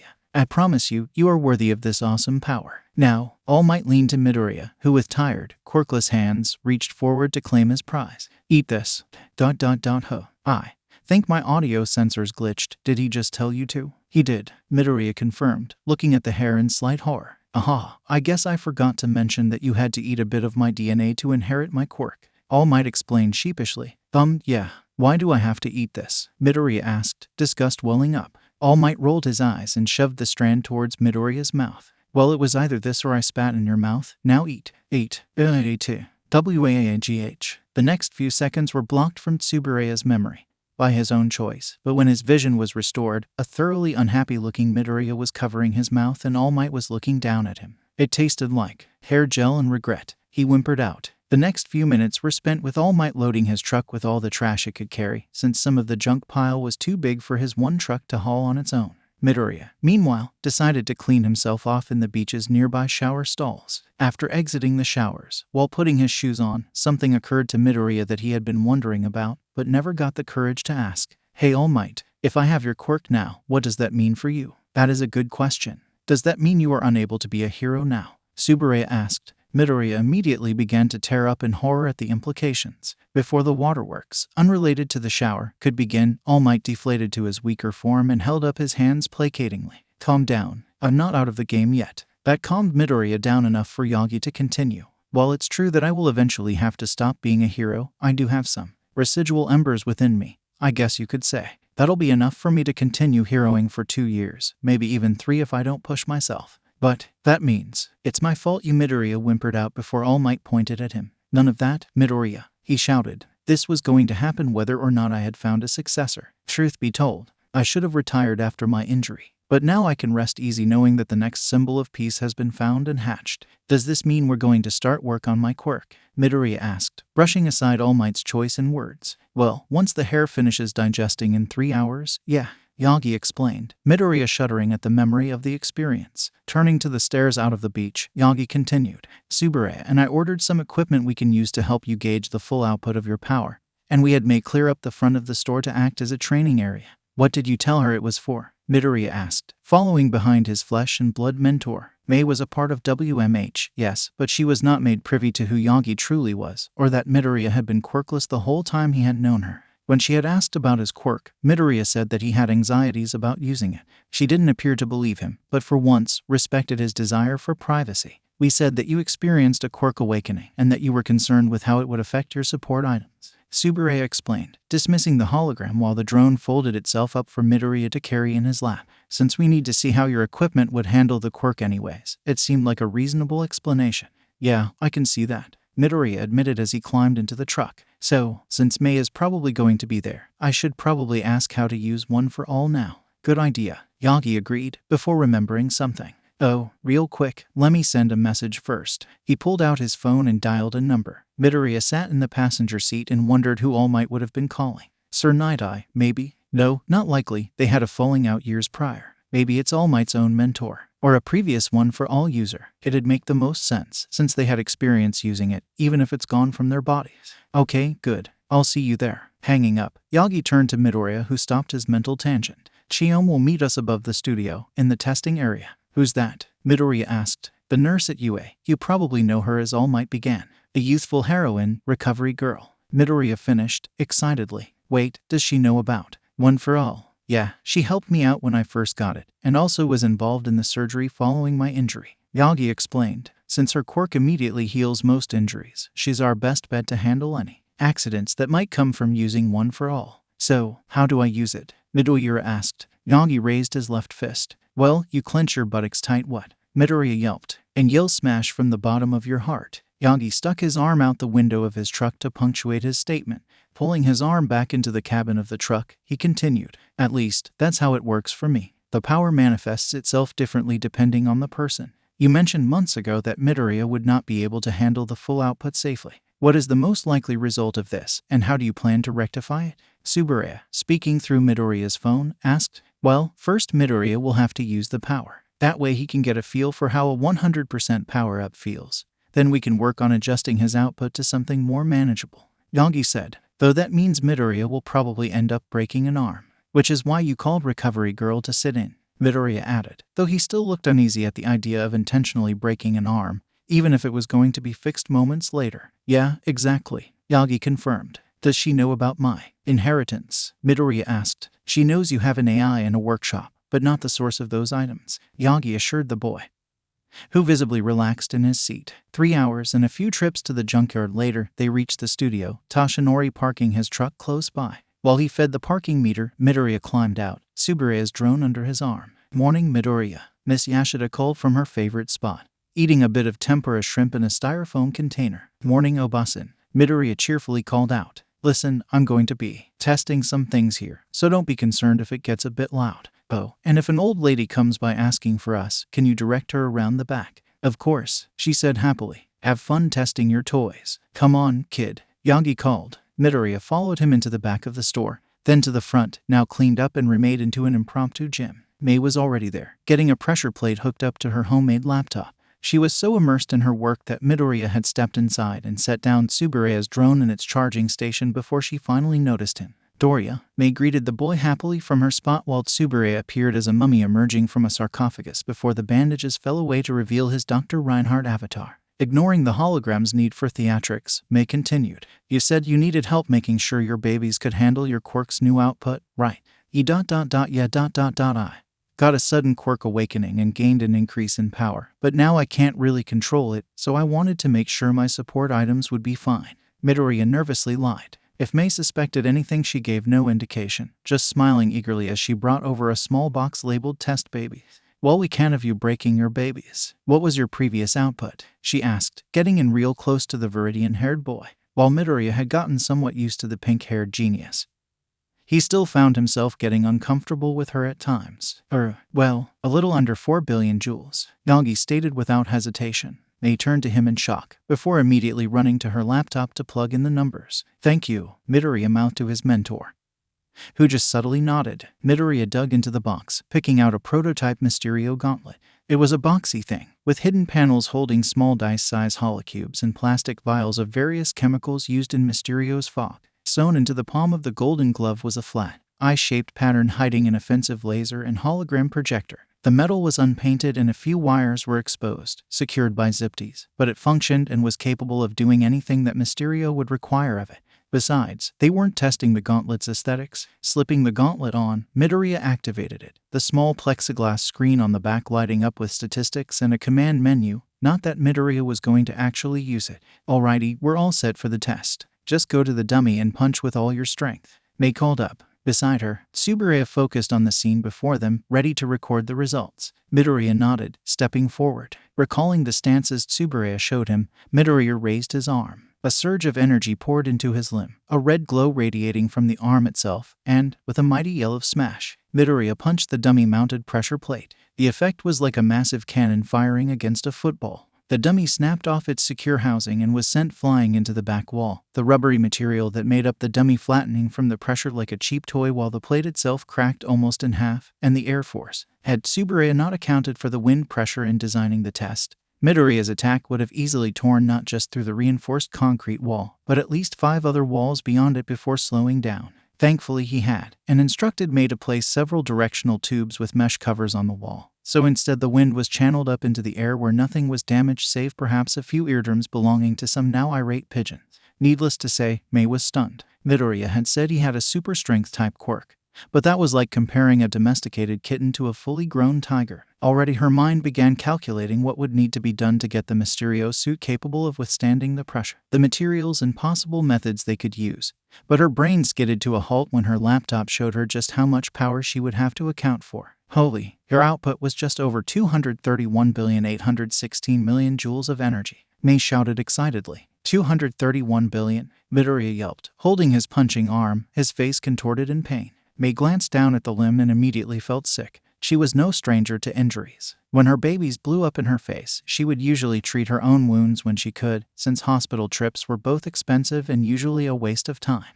But even she had never experienced an arm breakage as horrible as the one her boss had. His arm was covered in a giant bruise, spreading up to his elbow, clearly shattered from the sheer output of the punch. Midoriya's fingers trembled, twitching uselessly in angles that they shouldn't have been in. Midoriya was tearing up. Not that she blamed him, only conscious through his sheer force of will, though it was clear that the pain was far worse than anything he was used to. Clinging to his arm, but only barely, were the remains of the Mysterio gauntlet. Only now it was a warped piece of fabric, metal and plastic. The actual glove had surprisingly remained largely intact, only tearing along the edges where it had been attached to the metal, but the laser and projector were in pieces. The bulletproof screen for the controls was cracked and darkened, and the circuit boards had shattered like cheap glass, falling to the ground in pieces with every movement. The metal frame and panels had peeled back like a banana, or those ancient American cartoons involving the devious rabbit and the hunter with the plug guns. It stayed on Midoriya's broken limb only because it was otherwise in one piece, though May wasn't sure how much longer it would stay that way. Secretly, though, she was relieved that none of the pieces had torn into Midoriya's arm. No wonder he didn't like showing off his quirk, if his previous usage was anything like this. That was a lot more power than I was expecting, Tsuburaya stated, a tone of worry leaking through his otherwise calm words as he observed Midoriya painfully pull off the remains of his support item to place on the folding table where May's laptop was. You said it, Tsubu, May said, ignoring Tsuburaya's glare at the unwanted nickname. And what were you expecting to happen? Everyone immediately turned to the back door. Standing there, leaning on a cane stylized to look like a massive hypodermic needle, was a short old woman in a doctor's coat with her hair done up in a bun, glaring at the group with an intense gaze. Yagi came over, trying to placate the upset healer. Recovery girl, 𝐀𝐦 𝐍𝐶𝐭. Judging by how she was hitting him with her cane repeatedly though, it looked as if explanations weren't going to be enough. I'm sorry, Midoriya whimpered out, trying not to move his arm. I wanted to see how strong my new power levels were, so I got excited and decided to do something reckless. Recovery girl interrupted with a sigh. I swear, one of these days you people will be the death of me. Well, stay there and let me make it all better. Approaching the young man, she puckered up her lips, stretching them out far until she covered a good chunk of his arm. A soft green glow emanated from Midoriya's arms, and in mere seconds the bones reconnected, the bruising faded, and all the parts snapped back to their original places. Recovery girl pulled back, not surprised to see the now fully healed young man had grown visibly exhausted. Yagi ran over with a folding chair, catching Midoriya just before he fell to the ground. Thanks, Midoriya breathed out, wanting nothing more than to take a nap. Why's Doria so tired? They asked, It's part of my quirk, dearie, Recovery Girl explained, handing Midoriya a bit of candy which he gratefully popped into his mouth. My quirk can heal your body in seconds, but it uses up your own stamina to do so. Major injuries like this can exhaust you. And if the damage is too severe, I'd have to either wait for you to get enough stamina, do surgery beforehand, place several smaller kisses over a period of time, or some combination thereof. Of course, that's only in extreme cases done by idiots and dunderheads. That last comment was directed at 𝐬𝐬, who gulped and shuffled away like a frightened schoolboy. May figured that comment was related to Mr. 𝐬𝐬's sickly appearance, but decided that it was probably rude to pry, so instead she chose to focus on what she was qualified for. Well, it looks like 𝐲𝐶𝐵 and I have our work cut out for us, she proclaimed, snapping her laptop shut and putting it on her back. Please do not call me that, Midoriya asked her, though May didn't respond, focusing instead on gathering the pieces of the ruined gauntlet in a plastic bag. I'm going to head downstairs and study the data we got, see if I can't find a way to keep your babies from breaking, May cheerfully called out, heading for the lab. After Midoriya gave them the signal that she was gone, 𝐬𝐬 turned to Midoriya. So, now that you got a feel for one for all, can you describe it? Blinking away his tiredness, Midoriya tried hard to put into words what the sensation had felt like. Yeah, it was like a buzz or kapow or, oh, I know, like an egg in a microwave that's about to explode. Ha ha ha, that's a pretty lame analogy, kid, but what the hey if it works, 𝐬𝐬 laughed, ignoring Midoriya's embarrassed look. So, now that you've discovered how it feels, you can change the output, or to use your analogy, regulate the wattage to a point that the egg cooks without bursting. Okay, I think I understand. Midoriya yawned, rubbing his eyes. For now, get some rest, dearie, Recovery Girl said gently, settling down into another chair nearby. But, my mom, Midoriya tried to get up, only to fall back down in his chair, eyes half-lidded. I'll contact her and let her know about your sudden development, and handle the paperwork for your quirk, Midoriya promised. Thanks, 𝐲𝐶𝐵. Midoriya fell into a nap only moments later. Smiling softly, 𝐬𝐬 laid Midoriya's favorite All Might hoodie on him like a blanket. You certainly picked a unique successor, 𝐸𝐻𝐸, Recovery Girl remarked. I know, 𝐬𝐬 said, a proud smile on his face. He's going to be like no other, I'm sure of it. At long last, the day of the entrance exams came. To say Midoriya was nervous was like saying that the surface of the sun was kind of warm. He was pretty sure he was going to vomit from nerves alone. It didn't help that he had been unable to come up with a way to regulate his new quirk's output, even with the help of the people around him. Visualizing it did nothing.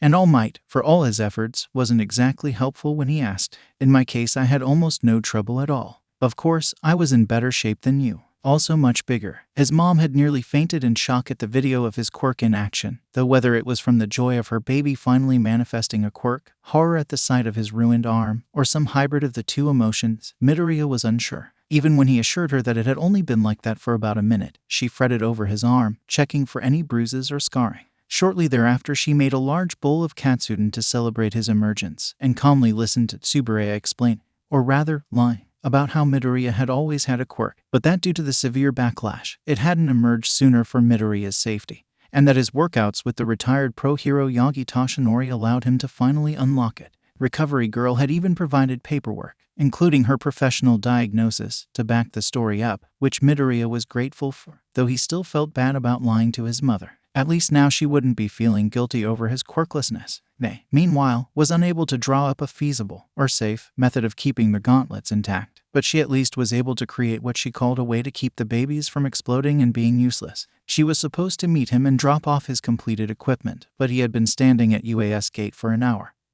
and there had been no sign of her. Oh, yeah, he was also at UA, his dream school. He'd worked so hard to get there, but now that he was he even worthy? He was using a villain's mantle, and a quirk that wasn't his own. It felt like he had cheated his way in, that he was shaming the heroes who came before him. Midoriya was brought out of his storm of doubt by a cheerful shout, riding over on motorized roller skates. Swiftly weaving through the other applicants was 𝐻𝐸𝐬, carrying a black backpack with the wondrous might and heroism logo displayed proudly on the flap. Skidding to a halt, 𝐻𝐸𝐬 removed the motorized skates and slipped them into her own backpack, filled to the brim with tools and more gadgets than Midoriya could hope to count. Sorry to keep you waiting, boss. I was up all night working on your babies and I finally finished them. She handed over the backpack. Your gauntlets, headset, and illusion specs are in there, fully charged along with a few drones, gas tanks, the suit, and the paperwork for them. Oh, regarding your quirk, I ordered a few things online that should hopefully help with absorbing the backlash, but they wouldn't arrive until next week, so for now there's just a simple breakaway feature that should keep your babies alive. Midoriya quietly noticed a few people staring at them with a mix of confusion and horror before hurrying inside to get away from Pinkie Pie's mad genius reincarnation. Thanks, 𝐀𝐦 𝐍𝐴. Wait, did you get any sleep at all last night? Midoriya asked after May's words finally registered to him. Nope, she admitted with a pop to her words. But it's fine, I slept 3 nights ago, so I'll be okay. The fuck is this? May glanced over, staring at Katsuki Bakugo, who looked as though he'd stumbled upon a scandal of some kind. 𝐀𝐦. This is May Hatsume. She's a friend helping me with my gadgets. Midoriya explained while May waved hello. TCCH, as if that crap you build will do any good. Bakugo dismissed. Had he bothered to look at Midoriya's friend, he'd have seen her, with an uncharacteristically angry scowl on her face, following him. Midoriya, seeing her reach into her backpack, stopped her. Forget it. It's not worth it. And the best way to dispute his claim is to win with these gadgets. He reasoned to his employee. You're right. She relaxed. Nothing proves people wrong better than a demonstration. Best of luck, May. I know you'll make it in, Midoriya said with a smile. See you after the exams, boss. She called back to him as she stepped onto the school grounds. Inside UA, Higari Majima, better known as UA's licensed support gear developer, and the excavation hero power loader, was relaxing in the teacher's lounge with a cup of coffee before he had to test the prospective new students. For once he wasn't wearing his bulky excavator helmet, so his hair was free to hang over his face unimpeded, lightly blowing into his favorite mug, decorated with a hot rod and Iron Man. He decided it was cool enough and lifted it to his mouth. But right as he was about to take a sip, he felt a horrible chill down his spine. Barely able to save his drink, he looked around, but no one else had felt that awful chill. It was as if something horrible had entered his life, something that would haunt him for years to come. Something nightmarish. Watching May leave, Midoriya looked at the gauntlets in his bag. They were a more professionally made and streamlined version of the gauntlet he used 10 months ago, with cloth and Velcro straps to secure the control screens to his arms. A tank of holo fog, as May dubbed it, much to Tsubure's ire, was hooked up to the gauntlet sprayers, along with a few drones the size of American silver dollars. The rest of the ensemble was underneath these items, but Midoriya knew they were there. All in all, a simple setup at the core of it all. Nothing that stood out from anyone else's quirks, the origins and tech aside, of course. And yet, despite May having modified them for the entrance exam, the designs, the programs, the intent, the device's very souls had been made by him. He made them. He planned this for years. Maybe he did have a quirk now, but Midoriya knew that just having a quirk wasn't enough to get him in, nor would the support items on their own. But together, he had a chance. So he took a deep breath, slung the backpack over his shoulder, and stepped forward, before promptly tripping over his own leg. Welp, I guess I'll just die. But he suddenly stopped, hovering above the ground. Midoriya wondered if Tsubureya had actually disobeyed him and followed him to school, saving him with a cloaked drone. Hey, sorry about using my quirk on you. Midoriya snapped out of his thoughts and looked up to his savior, his brown-haired, rosy-cheeked savior. Her hand was on his shoulder, and a quick glance at her other hand showed pads, one covering each fingertip, probably where her quirk was emitted from. With a gentle push she easily righted Midoriya and set him down on his feet. I just think it's bad luck to trip and fall on the first day, she apologized. Once Midoriya had regained his balance, she pressed the pads of her fingers together and sighed in relief. Are you okay? Your face looks a little red. Midoriya, who had been staring at her, swallowed and shook his head. No, it's perfectly fine. Thank you so much. No problem. Well, good luck on the entrance exams. She waved goodbye and ran up the steps to the door meant for the hero course. Yeah, you too. Midoriya waved with a forced smile. Holy crap, I talked to a girl. Again. With a slight bounce in his step, Midoriya went to the front desk, eyes wide in excitement when he saw who was manning it.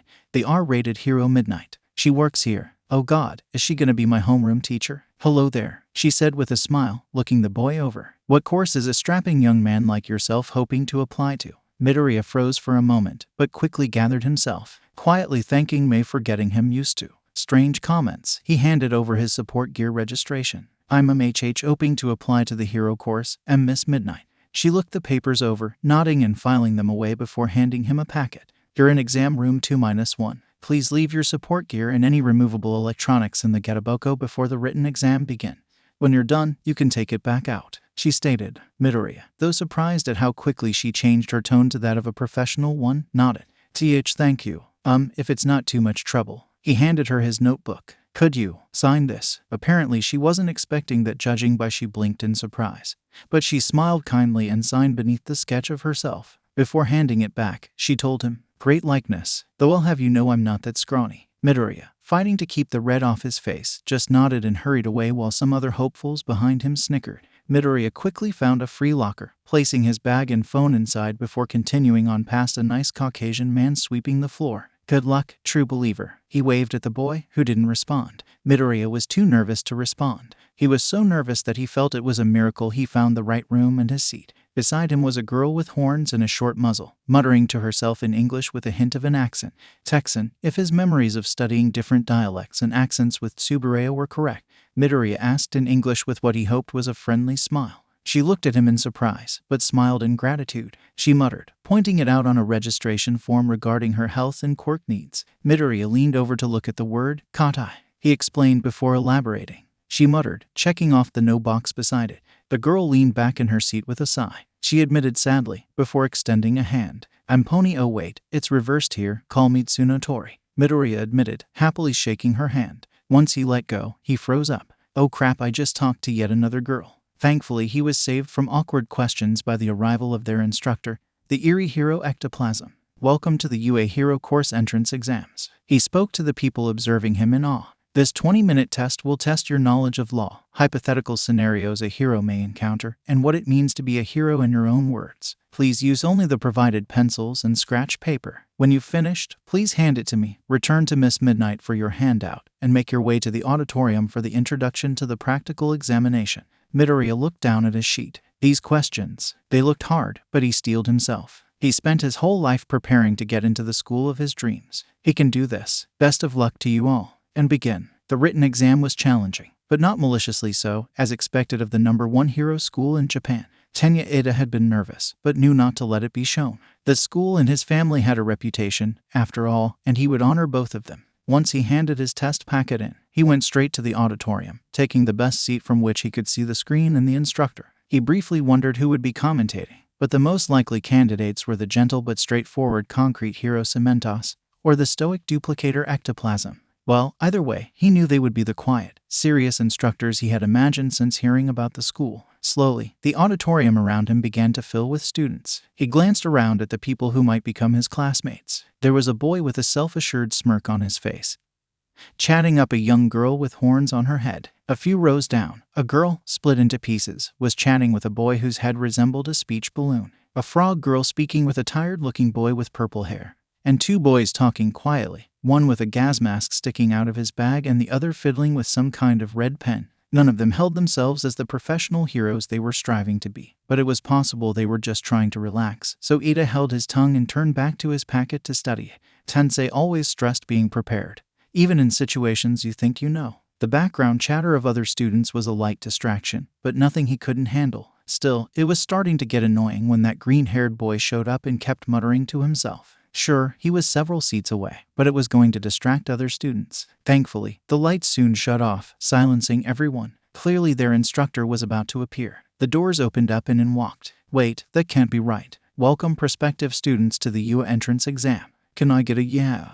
yelled out present Mike, the voice hero and radio DJ, to the excitement of the green-haired boy, who started muttering about it. No one actually responded to present Mike's request, thankfully, but he kept his composure and continued, "Keepin' it mellow, I get it. That's cool with me. Anyways, I'm here to discuss the practical portion of the exam which you rockin' hero wannabes are gonna be undertakin'." But he was one of the least professional heroes. Surely they could have found someone who took this more seriously, like 𝐶𝐶mentos. Focusing back on the part-time DJ, it had noticed the man was now pointing to the now-lit screen. On screen was an image of some stout man in a red shirt, cap, and overalls traveling to 7 different areas, labeled a G as it says in your packet. You and some of your peers are going to designated testing areas, where you'll fight in a mock-up battle of a hip urban city. You're allowed to bring whatever you want to. Just make sure you check your handout to see which bus you need to get on so you don't fall behind. Well, that part made some sense. Why they were using an ancient video game character was beyond Ida's comprehension, but he was sure there was a good reason for it. Without glancing down, Ida recalled he was going to Area B. He wasn't sure if any of his summy classmates would be there, but from what the green-hair boy was muttering loudly, probably not. Your objective is real simple. Defeat as many robots as you can within 10 minutes. On screen, the video game character was facing some kind of walking mushroom. A red figure in a white mask and a yellow turtle with a hammer appeared. Numbers 1, 2, 3 popping up above their heads when the overalls wearing man destroyed them with fireballs. Each enemy has a different point value, based on its typing and threat level. But keep in mind that attacking your fellow examinees and other unheroic actions aren't cool. Anyone does that and they're out. You dig? Wait, it can't be. Ada immediately spotted something wrong. He could forgive a lot, but this. Excuse me, sir, I have a question, he shouted, standing up to gain Mike's attention. Smiling present Mike pointed to him. Lay it on me, listener. On the screen there are 3 enemies listed, but the handouts we've received all state there are 4 enemy types. If this is a mistake, then this is a blemish on the record of such a prestigious school. And since he was talking and had everyone's attention, Ada decided to rectify another issue and pointed behind himself at the green-haired boy. And you, with the green hair, please cease your constant muttering. It is distracting your fellow students and unbecoming of a pro hero. Isn't shouting at the top of your lungs more distracting? The boy shot back, before clamming up when realizing what he did. Ada was taken off guard and upset by that. Didn't that boy see that he was only looking out for his fellow examinees, while he had been distracting everyone else with his inane chatter? Yet the boy said that Ada was distracting. He was just asking for clarification, not constantly making noise. All right, settle down you two, Present Mike called out placatingly. But to answer your question, Examinee 7111, yes, there is a 4th villain, but he's worth a big fat 0 points. On screen a massive, snarling face on a jagged stone block dropped down, attempting to crush the overalls man, who grabbed a leaf with eyes and flew away in obvious fear while dressed as a tanuki. Ada would never understand video games. That guy's just there to be an obstacle. And there's only one in every battle center. That's not to say you can't defeat him, but you won't get any villain points for it, so there's no real reason to. The pro hero explained to the audience. I'd recommend avoiding him if you can help it. Think of him like a storm or an earthquake if it helps. That made sense. I see. I apologize for my interruption. Ada quickly bowed low and sat down, ignoring the snickers and stares of his peers. Now, before you go to your designated buses, one final thing to bear in mind. The great Napoleon Bonaparte once said, true heroism consists in being superior to the ills of life. 𝗀𝐸 blinked, having not expected such a profound statement to have been stated from the otherwise laid-back teacher. Perhaps he truly was a professional hero full of valuable wisdom and dignity. Now gimme a plus ultra, the DJ hero shouted, but again, got no response. ... or not. One bus trip and change of clothes later, Midoriya stepped out to the front of the mock city. His base outfit consisted of a modified green one-piece jumpsuit with steel-toed boots and metal-capped leather gloves with eye-shaped palm projectors. Over that he wore his touchscreen controllers, the straps attached to one end looped around his middle fingers while other straps secured the device to his sleeves. Attached to the screens were his smoke dispensers, hooked up to the gas tanks, which were secured to his back via a black harness and belt with the WMH logo. After securing the wires and tubes to special latches on his sleeves, Midoriya slipped on his one-piece goggles and headset. 1 second of darkness, then Midoriya could see in ultra-high-definition status screens, transparent yet visible only to his side of the lens, gave Midoriya alerts and scans of everything around him. The headset blocked no sounds at the moment, but would alert him to anything dangerous approaching. A prototype tech-based spider sense, Subaraya called it, fog and smoke sprayers pressurized, hologram programs online, palm lasers at full power, drone controls connected, the illusion 𝐸 augmented reality HUD coming through clearly. It works better than ever, thank you May. Midoriya silently mused to himself as he fiddled with the strap around his middle finger so that it wasn't twisted. It looked as though the strap was secured to the screen with ordinary Velcro, most likely 𝐴𝐡𝐢𝐬's way of keeping the device from shattering by breaking off when he used his quirk. All around him, people stared, either in confusion or in contempt, and gossiped, likely mocking the student who felt his quirk was so inadequate he needed so many support items. It was quite the opposite, but Midoriya had been hoping to not have to break an arm to pass the exam. Looking around, Midoriya quietly analyzed the students who would be joining him. A posturing boy with a silver belt, the smirking blonde staring at him derisively, a larger boy with a jagged rock head petting a pigeon, and that nice gravity girl who stopped him from getting a bruise on his face. And she was talking to Tsunotori. Midoriya approached the girl who saved him, hoping to properly thank her for saving him from falling over, when his view was blocked by that boy who called him out earlier. I hope you're not planning on distracting those two when we should be getting ready. He looked down at Midoriya. We're here to be heroes, and yet once again you're distracting your peers with those gadgets of yours. Midoriya looked up in shock and a bit of anger. Why was this guy so focused on deriding him? Actually, I was going to thank her for keeping my nose from breaking, Midoriya said, matching the glare. And these gadgets are here for a reason. And start. President Mike's words drew everyone's attention towards him, the doors opening. Midoriya, quickly realizing what was going on, pushed ahead as fast as he could. There's no countdowns in real life. Go, go, go. The shouting hero exclaimed as students ran forward. The moment he stepped in, Midoriya sent out 3 drones into the air, cloaking them and sending them to find what he was looking for. A 2-pointer lunged at him, but the Midoriya it attacked dispersed into a hologram. Reappearing on the other side of the machine in a cloud of smoke, Midoriya took aim and fired a laser from his palm, taking the robot down.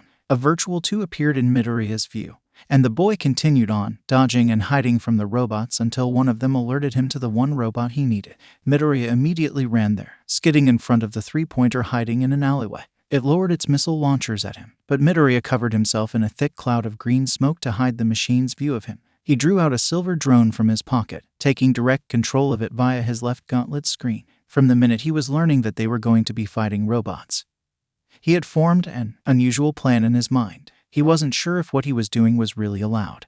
But then, as a wise man once said, "Are you really going to let implied rules stop you from saving people?" Things were going wonderfully. Nito decapitated a 1-pointer with an arm blade and sped off towards another using that pretentious boy's leg engines. It looked like he chose his 3-copied quirks well, since he quickly found a 3-pointer with the aid of one kid's echolocation quirk. With it, he quickly took it down, bringing his points up to 15. He spotted a 2-pointer and ran over, but before he could, the robot was blown up by a missile.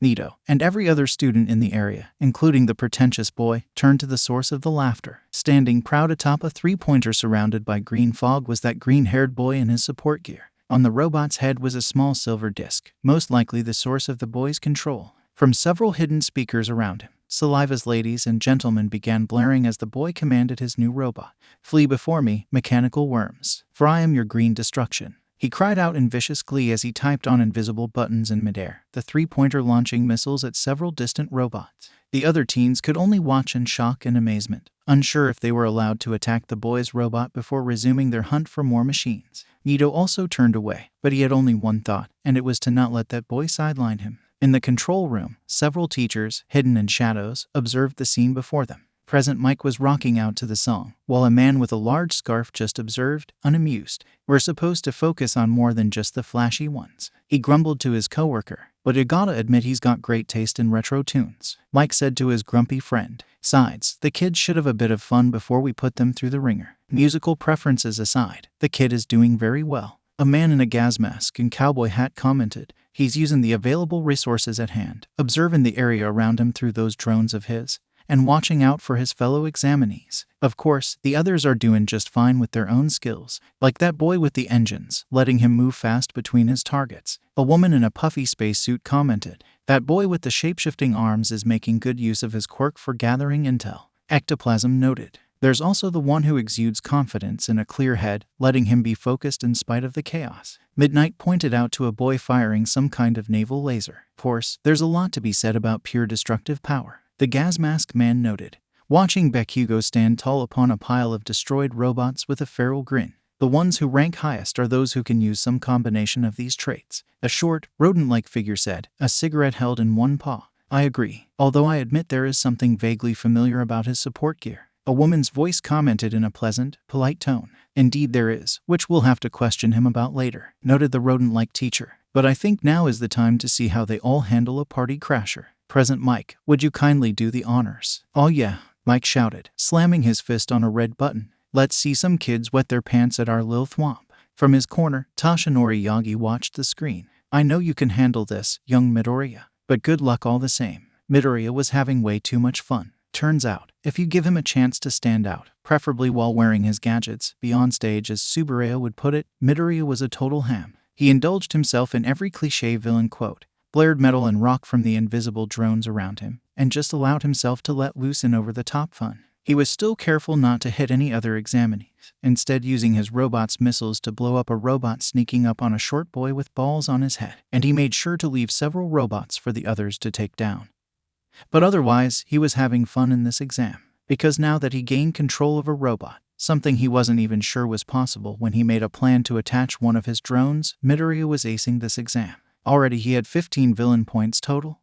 2 minutes left, examinees. Present Mike shouted over some hidden loudspeakers. Also, to the kid blaring music, you've got good taste. No, I am not displaying favoritism. Midnight. Midoriya allowed himself to smirk. He could relax. The teachers weren't calling him out for his trick with the robot, and no one was daring enough or willing to try and smash the robot under his command. There was no one to mock him, no one to doubt him or his mission. Just a robot under his command. Some enemy drones, dozen bystanders, a robotic kaiju, and the fresh weight, snapping his head back around. Midoriya saw the towering robot, easily 2/3 the size of Mysterio's fake kaiju, rolling down the street on tank treads as it crushed some cars and light posts in its path, immediately commanding his drones to stop playing music. Midoriya considered his options. The robot was way too big to find the central processor, so he couldn't take control of it. Present Mike said it was just an obstacle, so surely he could just ignore help. Midoriya turned to the voice. It was that gravity girl again. Her leg was caught under some rubble. Worse, the 0-pointer was moving towards her with no time for her to get free,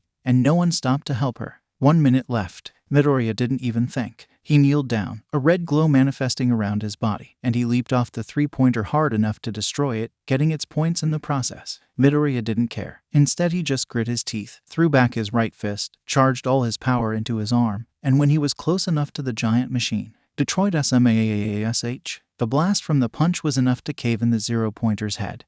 Despite Midoriya being well over 6 meters away, the machine toppled backwards, crashing to the ground, thankfully not crushing any other examinees. A glance at his wrist showed Midoriya that May's breakaway system worked. When the shockwave of the impact hit his control panel, it only ripped away from the Velcro on his glove, staying attached to his sleeve around his elbow, and didn't damage the device itself. But his arm was still shattered. And judging by that awful pain, so were his legs. Also, he was really high up in the air, without any drones strong enough to carry him. Crap. Midoriya promptly began falling. His goggles, kept on his face by an elastic strap, kept his eyes from watering. Midoriya tried to think of something, anything. He still had one arm left. Maybe he could punch the ground at an angle and send himself tumbling. But if he didn't have enough villain points, he'd be unable to grab more smack. Midoriya felt a sting across his cheek, bringing him out of his whirlwind of thoughts. He was still facing the ground, but he was suspended in midair. Confused, he looked towards the person who saved him. It was the gravity girl, crawling atop a floating chunk of the robot, once again saving him from a painful kiss with the ground. And,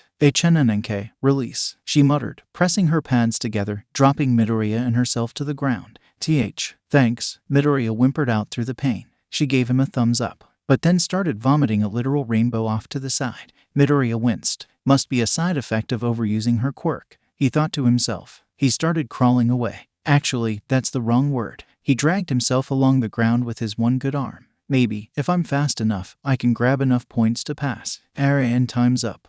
Present Mike shouted, Midoriya slumping down in pain. If anyone doesn't feel well or has any injuries, just chill. Our medical staff will be coming by to help you get back into your groove. Midoriya glanced around him, seeing the students come over and staring at him in an expression that had not been directed at him for a good long time. Awe and amazement. Midoriya's eyes watered from the pain, but he still smiled, glad that people were noticing him, no longer underestimating him. A sigh made him look up at the disappointed-looking recovery girl. All this from just using your quirk. She shook her head, then kneeling down, pressed her lips to his arm. In seconds, his legs and arm repaired themselves. Midoriya felt himself pass out, the last thing he heard being recovery girl offering some nausea medicine to the pretty gravity girl. Wait, what was that last? All around, the students chattered, looking at the boy laying on the ground, triumphant yet broken. Did you see that? Divided by he took out the 0-pointer with one punch. Divided by who is this guy? Saitama. Divided by poor guy. Divided by why was he using that gear if he had such a strong quirk? Divided by can't you see his legs and arm? All of them, chattering away in confusion, making theories and comments. All but the boy who had confronted Midoriya before the start of the exam. He too was deep in thought, but he chose not to vocalize them. Not until he could confirm it with the boy himself. Needless to say, 𝐀𝐦 had not been happy to hear that her baby boy had broken his limbs in the test. Yes, she knew that hero work was dangerous, but 3 shattered limbs in one exam, before he was even enrolled. Sure, he tried to play it off as necessary to save that nice girl, but she was hoping that he could have relied on those gadgets of his and not his quirk. According to Izuku himself and footage from the drones, her son was planning to only use those, at least until he could handle his quirk, but that mecha had changed things. She could only thank Thor that recovery girl had been at that specific site. as if she had known something like this would happen. 𝗬𝗫 had not given any commentary on Izuku's injuries, only admitting amusement in Midoriya's choice of musical accompaniment. Sometimes she wondered if the AI really cared about her son, or only saw him as a means to an end. He had been made by a villain, after all. But then, that kind of thinking led to her boy hiding things from her, so she kept that thinking to herself. But if that AI did prove to be a threat, Thor help him because she would do whatever it would take to destroy it in retaliation.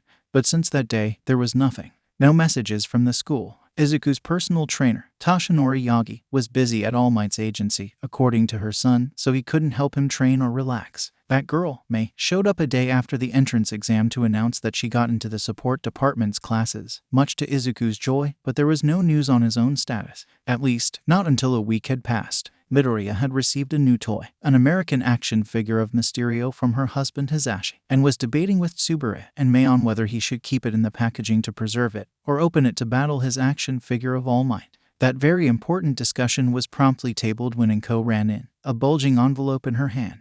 "It's here," she shouted. Everyone immediately sat up. Midoriya accepted the envelope, but he didn't open it, only staring at the letters upon it in fear. "What's wrong, Midoriya? Open it," Mei prompted. What if it's bad news?" he asked quietly. "What you talking about?" Mei snapped, actually sounding annoyed for once. "It's obvious you got in. All of the support department examinees I talked to were going on and on about that kid who took control of one of UAS robots without using a quirk, then caving in its big sister's head." "But what if?" Midoriya asked. "You won't know for certain unless you open it," 𝗬𝗫 reasoned. Midoriya bit his lip, nodded, and tore open the envelope. Dropping onto the desk was, not a letter, but a device Midoriya immediately seemed to recognize. "Is that I am here, talking to you through a projection." "Wog," Midoriya yelped. Shining before them was a hologram, depicting the #1 hero in a banana yellow suit, smiling eagerly at the camera. "Mysterio's holograms are better," 𝗬𝗫 muttered proudly. Midoriya hushed him while Mei began scheming ways to improve on said holograms for the school. "First off, I want to apologize for not talking to you sooner, for I had a lot of paperwork to deal with.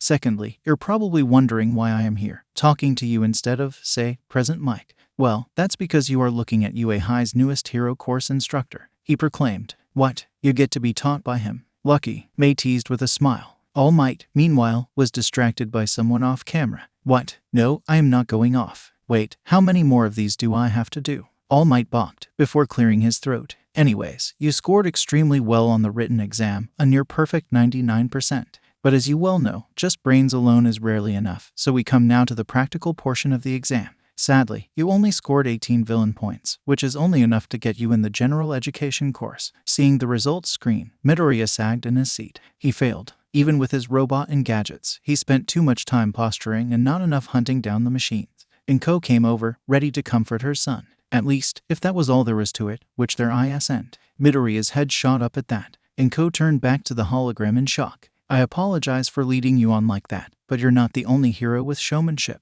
There was more to the test than simply smashing robots. Before I explain, take a look at this clip." The hologram changed to a recording, where the nice gravity girl approached President Mike. "Excuse me, Mr. Mike, sir. I have a request. In the exam, that boy who saved me, the plain-looking one with green hair and freckles, is there a way to give him some of my points? He didn't seem to get that many, going by what he said. At least the ones he lost from dealing with saving me. Please, no worries, female listener. That kid will be just fine," President Mike assured her. The recording stopped there and returned to All Might. "What makes a hero? The willingness to protect others and inspire greatness. And you not only protected this girl, you inspired her to help you. What kind of a hero school would we be if we rejected someone like that? Which is why we have a panel of judges review the footage to assign rescue points, and guess who knocked it out of the park?"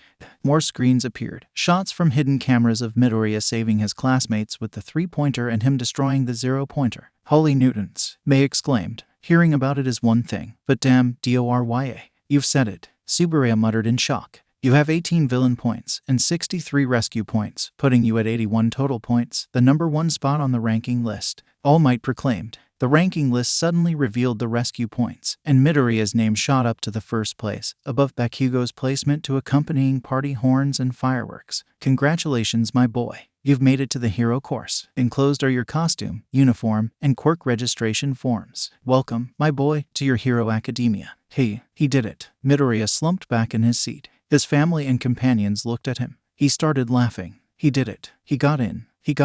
And not only that, but he excelled. He managed to honor the legacy of both Mysterio and All Might on his terms. He was going to be a hero. Oh, and Principal 𝐁𝐦 would like to talk with you regarding your support items, specifically the company that made them. All Might muttered apologetically before the hologram shut off. That comment immediately made everyone in the room freeze up in fear. 𝐁𝐦 wanted to talk with them about wondrous might and heroics. 𝐁𝐦, one of the smartest people on the planet, wanted to talk to them, and chances were he'd figure out the source of Midoriya's gadgets and his connection to Mysterio. Gulp, Subaraya muttered. Impossible. That's all Katsuki Bakugo could think as he sat on his bed, staring at the ranking chart, Deku's name mockingly shining at him through the darkness, taunting him with its improbability. At first, it was going well. All Might appeared, introducing himself, announced his new teaching position, told him that he killed that written exam, and that he had the highest kill count of villains in the practical. Okay, so he didn't put it that way, but still, Bakugo did exactly what they said.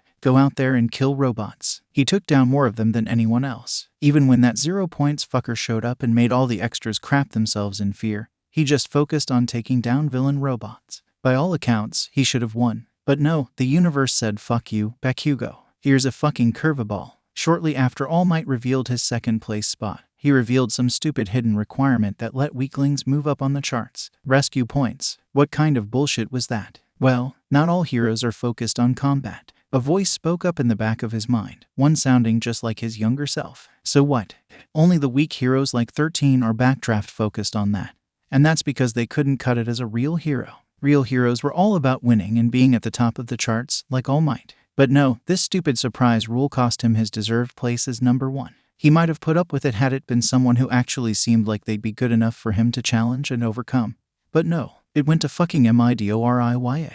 The quirkless Deku who had to use homemade gadgets and shit. Bakugo's eyes narrowed. He'd be going back to school soon. There, he would confront the little Deku and make him tell him how he cheated his way in. The house had been meticulously dusted, the floors spotlessly scrubbed, and the dishes cleaned until they sparkled. Midoriya brought over a pile of paperwork, all of it related to the company he was the sole owner of, along with his blueprints and plans for his Mysterio suit. 𝐀𝐦 worked hard in the kitchen to prepare several mugs of tea. She couldn't lie, she was scared. She was scared for her son. She knew he was a hero at heart, but with how so many people, including her, treated people even possibly being related to villains, she worried for her baby boy. If he got into the school of his dreams, but got kicked out because of how he got such a high score, she was scared how Midoriya would react. Nearby, Subaraya hovered in the nicest Mysterio drone he had. No propellers to spread dust, or jets to spread exhaust and fumes, just basic magnetic coils for lift. All weapons had been removed, though the manipulator arms, modeled after the tech used in the Octobots, were kept on.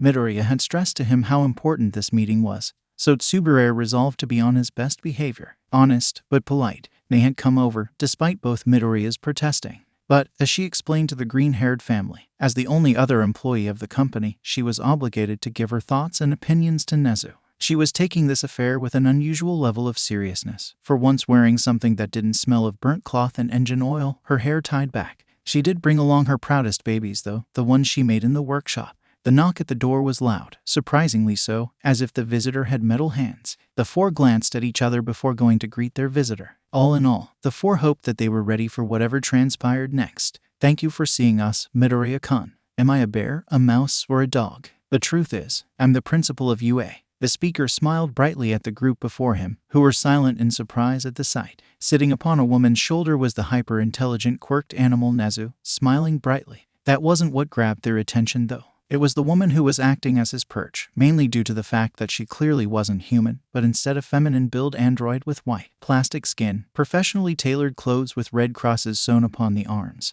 and a kind, simple metal face, round with joined black eyes in the center. Thin black lines surrounding the eyes evoked eyelashes, complementing the feminine appearance. She had no mouth, but she still seemed to be smiling at the people inside. Latched onto her back was a red and purple jetpack, made of metal. By her side was a metal suitcase with the UA High logo emblazoned atop. She wasn't as famous as her ancestor, or rather, original model, but everyone recognized what AI line she had been born from. After all, the original model had been a member of the most famous pre-quirk Japanese hero team.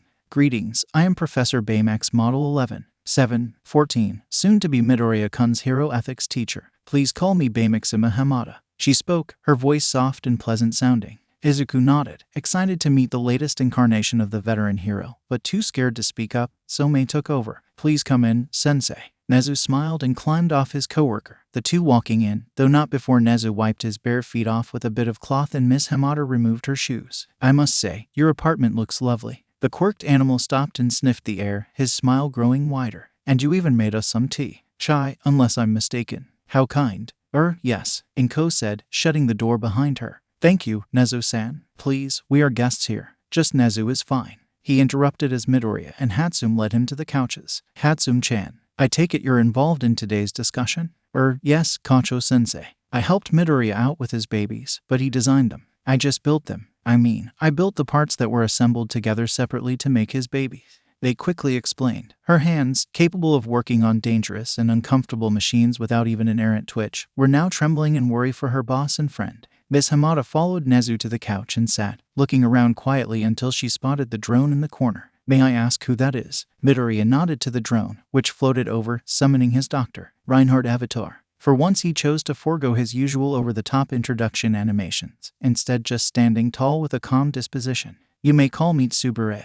I'm the face of wondrous might and heroism, at least for now. Oh, and who do you plan on taking over your position? Nezu asked, accepting a mug from 𝐴𝐻𝐻𝐻, who carefully filled the cup until he nodded at her to stop. Once he's gained some attention in the heroism business, Midoriya will publicly take command. On paper, he is the current owner, but as he is focused on being a hero, he has allowed me to handle the business side of it, Tsuburaya explained, summoning a holographic teacup, much to Nezu's delight. How else do you aid Midoriya? Nezu asked. My main function is teaching him the tools and methods that his predecessor originally used, Tsuburaya explained after taking a sip. I handle financing these efforts and can provide aid, but I am limited in how much I can do. In what way? Nezu asked. For starters, I cannot take any action without clearing it with Midoriya first, unless it's either an emergency, an extension of a pre-existing command, or it threatens my purpose of teaching Midoriya.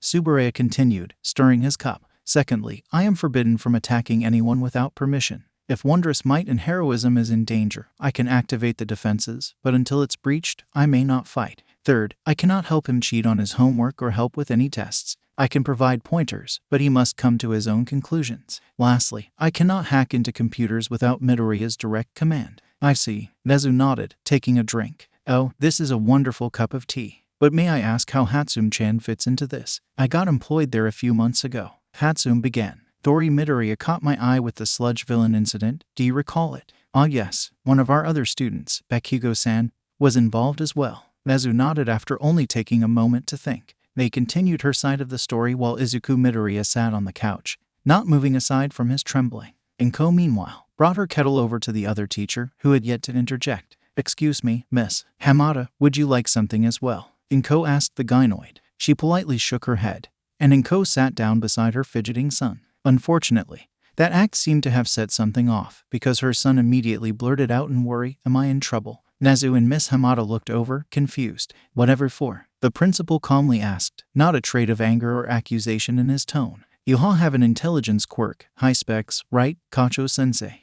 And my gear was already similar enough to another's that you've already guessed its origins, right? Izuku asked, his breathing growing more rapid. I want to be a hero so bad, but please calm down, Midoriya-san. Miss 𝐬𝐻𝐻𝐻 calmly instructed. You are experiencing a panic attack. Breath in for 5 seconds, hold for 3, then release for 5. Repeat. Midoriya followed her instructions, continuing until he calmed down. There we go, much better. Rest assured, you are not in any trouble at the moment. I'm not, Izuku asked, tentatively raising a teacup to his mouth. Not at all, Nezu asked. We just wanted to know how exactly you obtained 𝐴𝐻𝐻𝐻𝐻's technology. And then everyone visibly panicked.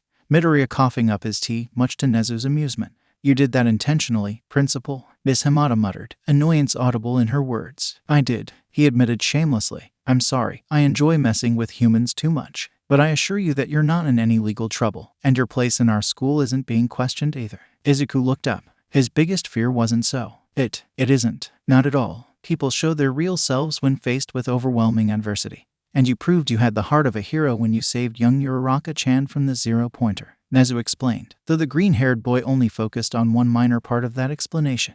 Her name is Uraraka. I simply want to know how such resources were obtained, so that I may make sure that it'll be adequate for young Midoriya-san's education, and of course, to address the concerns of the few doubters in my staff, Nezu explained as he brought the mug up to his muzzle for another sip.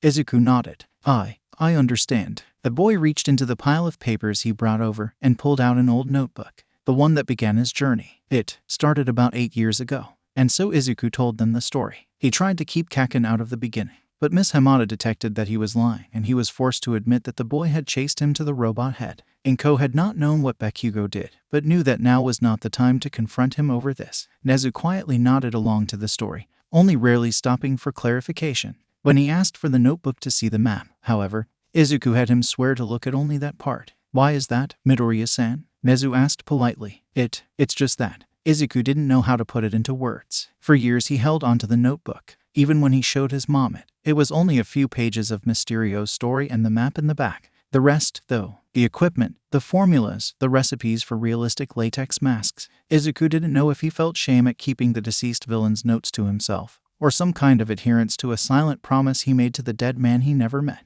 A promise to only allow those worthy to see Mysterio's secrets gaze upon its contents. "If you can assure me that there is nothing harmful in that book, I'll give you my word," Nezu said after a moment of thought. Midoriya bit his lip. There are a few things. Just some diagrams of the suits, a few animatronic schematics, and the chemical formulas that caused Mysterio's cancer," he admitted, before quickly adding, "But Mr. Beck had them labeled as dangerous, and Tsuburaya and I found safer substitutes so I won't get sick or make anyone else sick. As long as you share these new formulas with Miss Hamada before using them at school, I think you'll be fine," Nezu said, turning to the robot teacher for confirmation. "I think that is acceptable. Rest assured, any dangerous chemicals and schematics I keep off drive and hidden in case of thieves, whether they be of the old-fashioned methods or newer ones," the robot assured them. Izuku nodded, then carefully handed over the notebook and a blacklight pen for them to see the notes. The two studied the notes, skimming through Mysterio's autobiography section to the rest of it.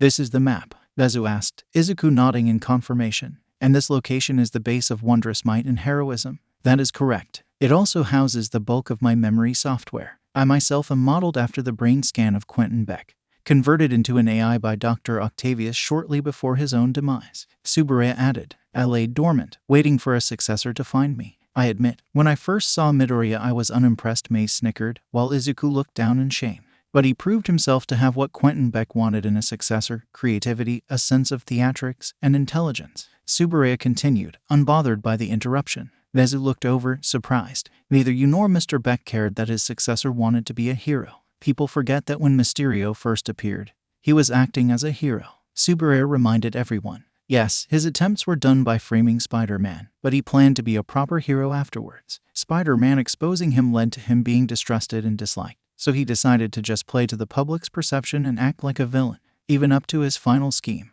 All Beck cared about was people remembering him, his methods, and the persona he made. Midoriya using Mysterio's equipment, and eventually his name, is enough for us." "And this equipment, where did it come from?" Nezu asked as he gazed at the diagrams of the equipment in question.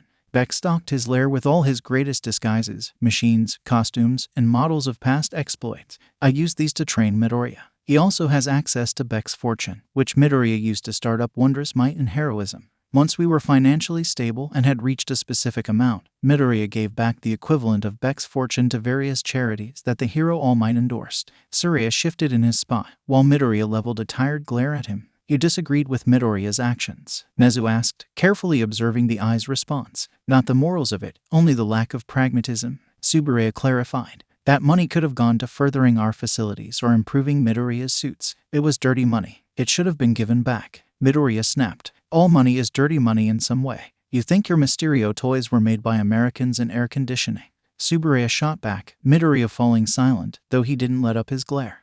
If it's not too much trouble, I would like to see Wondrous Might and Heroism's facilities. I will, of course, accept signing a non-disclosure agreement beforehand."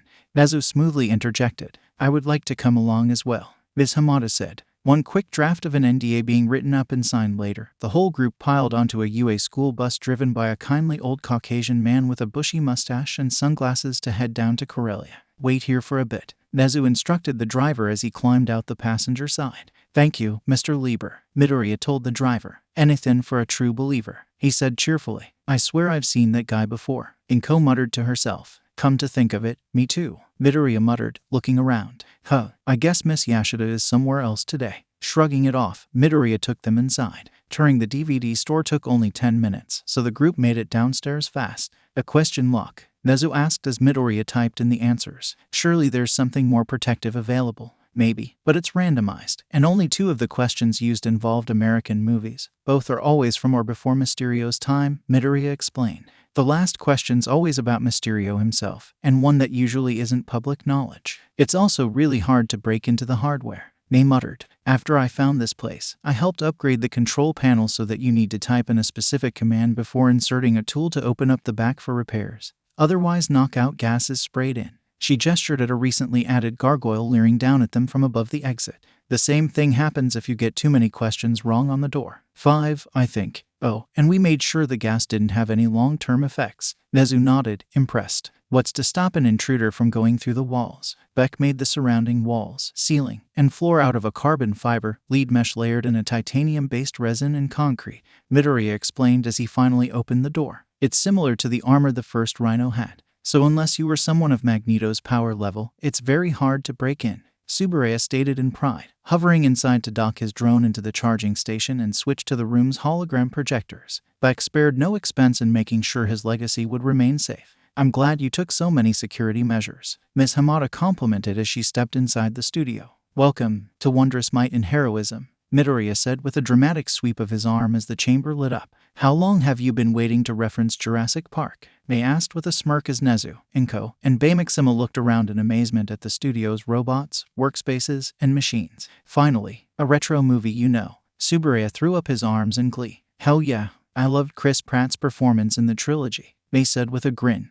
𝐬𝐶 slowly lowered his arms and turned to her with a glare. I will not miss you when you're gone. May just smiled in return. Truly amazing. Nezu looked around, inspecting the various models, blueprints, and chemical formulas. I can see that you truly are dedicating yourself to being Mysterio. I made a promise, Midoriya responded. Nezu nodded in understanding, but then Miss Hamada spoke up. Why didn't 𝐬𝐶 become Mysterio? Izuku looked over. What do you mean? Your AI, 𝐬𝐶-san, could have been the new Mysterio. Miss Hamada restated. He is effectively immortal. He has control over several robot bodies, knows all of the original Mysterio's tricks, and could have been the one to take the name to infamy. And yet you didn't. Why not? She asked the AI, currently using a Rhino android to pack up a crate of electricity-storing gauntlets. 𝐀𝐦's eyes widened, having never thought this, and looked at her boy and the AI for an explanation. I asked him that question once, Izuku said, sitting in an office chair while he fiddled with an Endeavor sculpture. He told me I cannot, and will not if I can help it. Why is that? Nezu asked the male AI. 𝐬𝐶 stopped, considering the best way to explain it. It took him a few minutes, but he came to a conclusion. I lack creativity. Everyone stared at the AI, who, realizing this wasn't enough, continued. My programming comes from the mind of a human, but I myself am not one. I hold the memories and knowledge Mysterio did. But I cannot craft my own schemes or plans, and I have difficulties in problem solving. For a demonstration, would you kindly craft a simple hero scenario for me and Midoriya to solve? Nezu smiled and sat down on a stool. After only a minute of thought, he spoke up. Very well. In the 𝐀𝐦 district, working under the All Might Agency under a provisional license, you hear rumors of trigger manufacturers establishing themselves. You investigate, using the same gear Midoriya took with him to the entrance exam. And for the sake of argument, you possess the same superpower quirk. Izuku sat up, listening intently. You come across a warehouse being used by the gang you've been investigating. The place was once used as a factory used for crafting lightweight racing bikes, but is since in disrepair and appears to now be their newest drug lab. They had only recently moved in, so many of the racing bikes are still there, and the crates are still sealed. There are only 3 visible villains in the warehouse itself. One shoots steel spikes from his fingers whenever he makes a gun gesture, with the same speed and ammo capacity of a 6-chamber revolver. After 6 shots he needs a moment to regrow his ammo. He is the dealer, recognizable thanks to police sketches, and described as a sharpshooter, but with tunnel vision when emotional. Another is a man who can ingest anything and convert and combine the base components into different creations that he can then spit out offensively. He's the lab technician and main producer of Trigger, but is cowardly and short-sighted. Lastly is the leader, a man with a quirk that lets him convert his skin completely into diamond, though he still has nerve endings and pressure points that can be triggered if the shell is broken through. He's smart, wanted for 30 counters of murder, but is extremely cautious. Outside are a group of thugs, all of whom are animal types. Everyone carries no weapons aside from pipes, sledgehammers, and knives. How do you take them down without killing them or damaging the evidence? 𝐀𝐦 stared at the principal. That's what he thinks is simple. Izuku thought long and hard, while 𝐬𝐶 was silent, but eventually spoke up. I fill the room with fog. Moving fast, I take down the diamond skin leader before he can activate his quirk, which would leave me unable to fight him. I go for the spike shooter, waiting out his attacks until he stops. Then I knock him out with my drone's electric shocks. The lab technician is the weakest one, due to his cowardly nature and all the chemical containers sealed up. I go to him last and make him confess, before knocking him down and subduing the others with my drones. They can't fight back since my drones use ranged attacks and are forced to surrender. 𝐬𝐬 stated. No, that's wrong. Midoriya got some stares aimed at him. The lab technician is the biggest threat, not the leader. But the leader has diamond skin. 𝐬𝐬 reminded him. That's the hardest material on this planet. Diamonds are the hardest, but not the toughest, so they're brittle. A sharp point and enough force is enough to break through, exposing him. Midoriya explained. Also, this takes place in a disused racing bikes factory, right? That means the main two ingredients for thermite, aluminum powder from the racing bicycles' frames, and iron oxide on the rusted warehouse walls or pillars, are there. It's entirely possible the lab technician could ingest those and spew thermite, or some other dangerous material thanks to the chemicals all over. His short-sighted and cowardly nature would make him attack the hero without regard to any other X factors, maybe even leading to the factory blowing up. Nezu's smile grew with each word. Excellent deduction. So how would you take them out?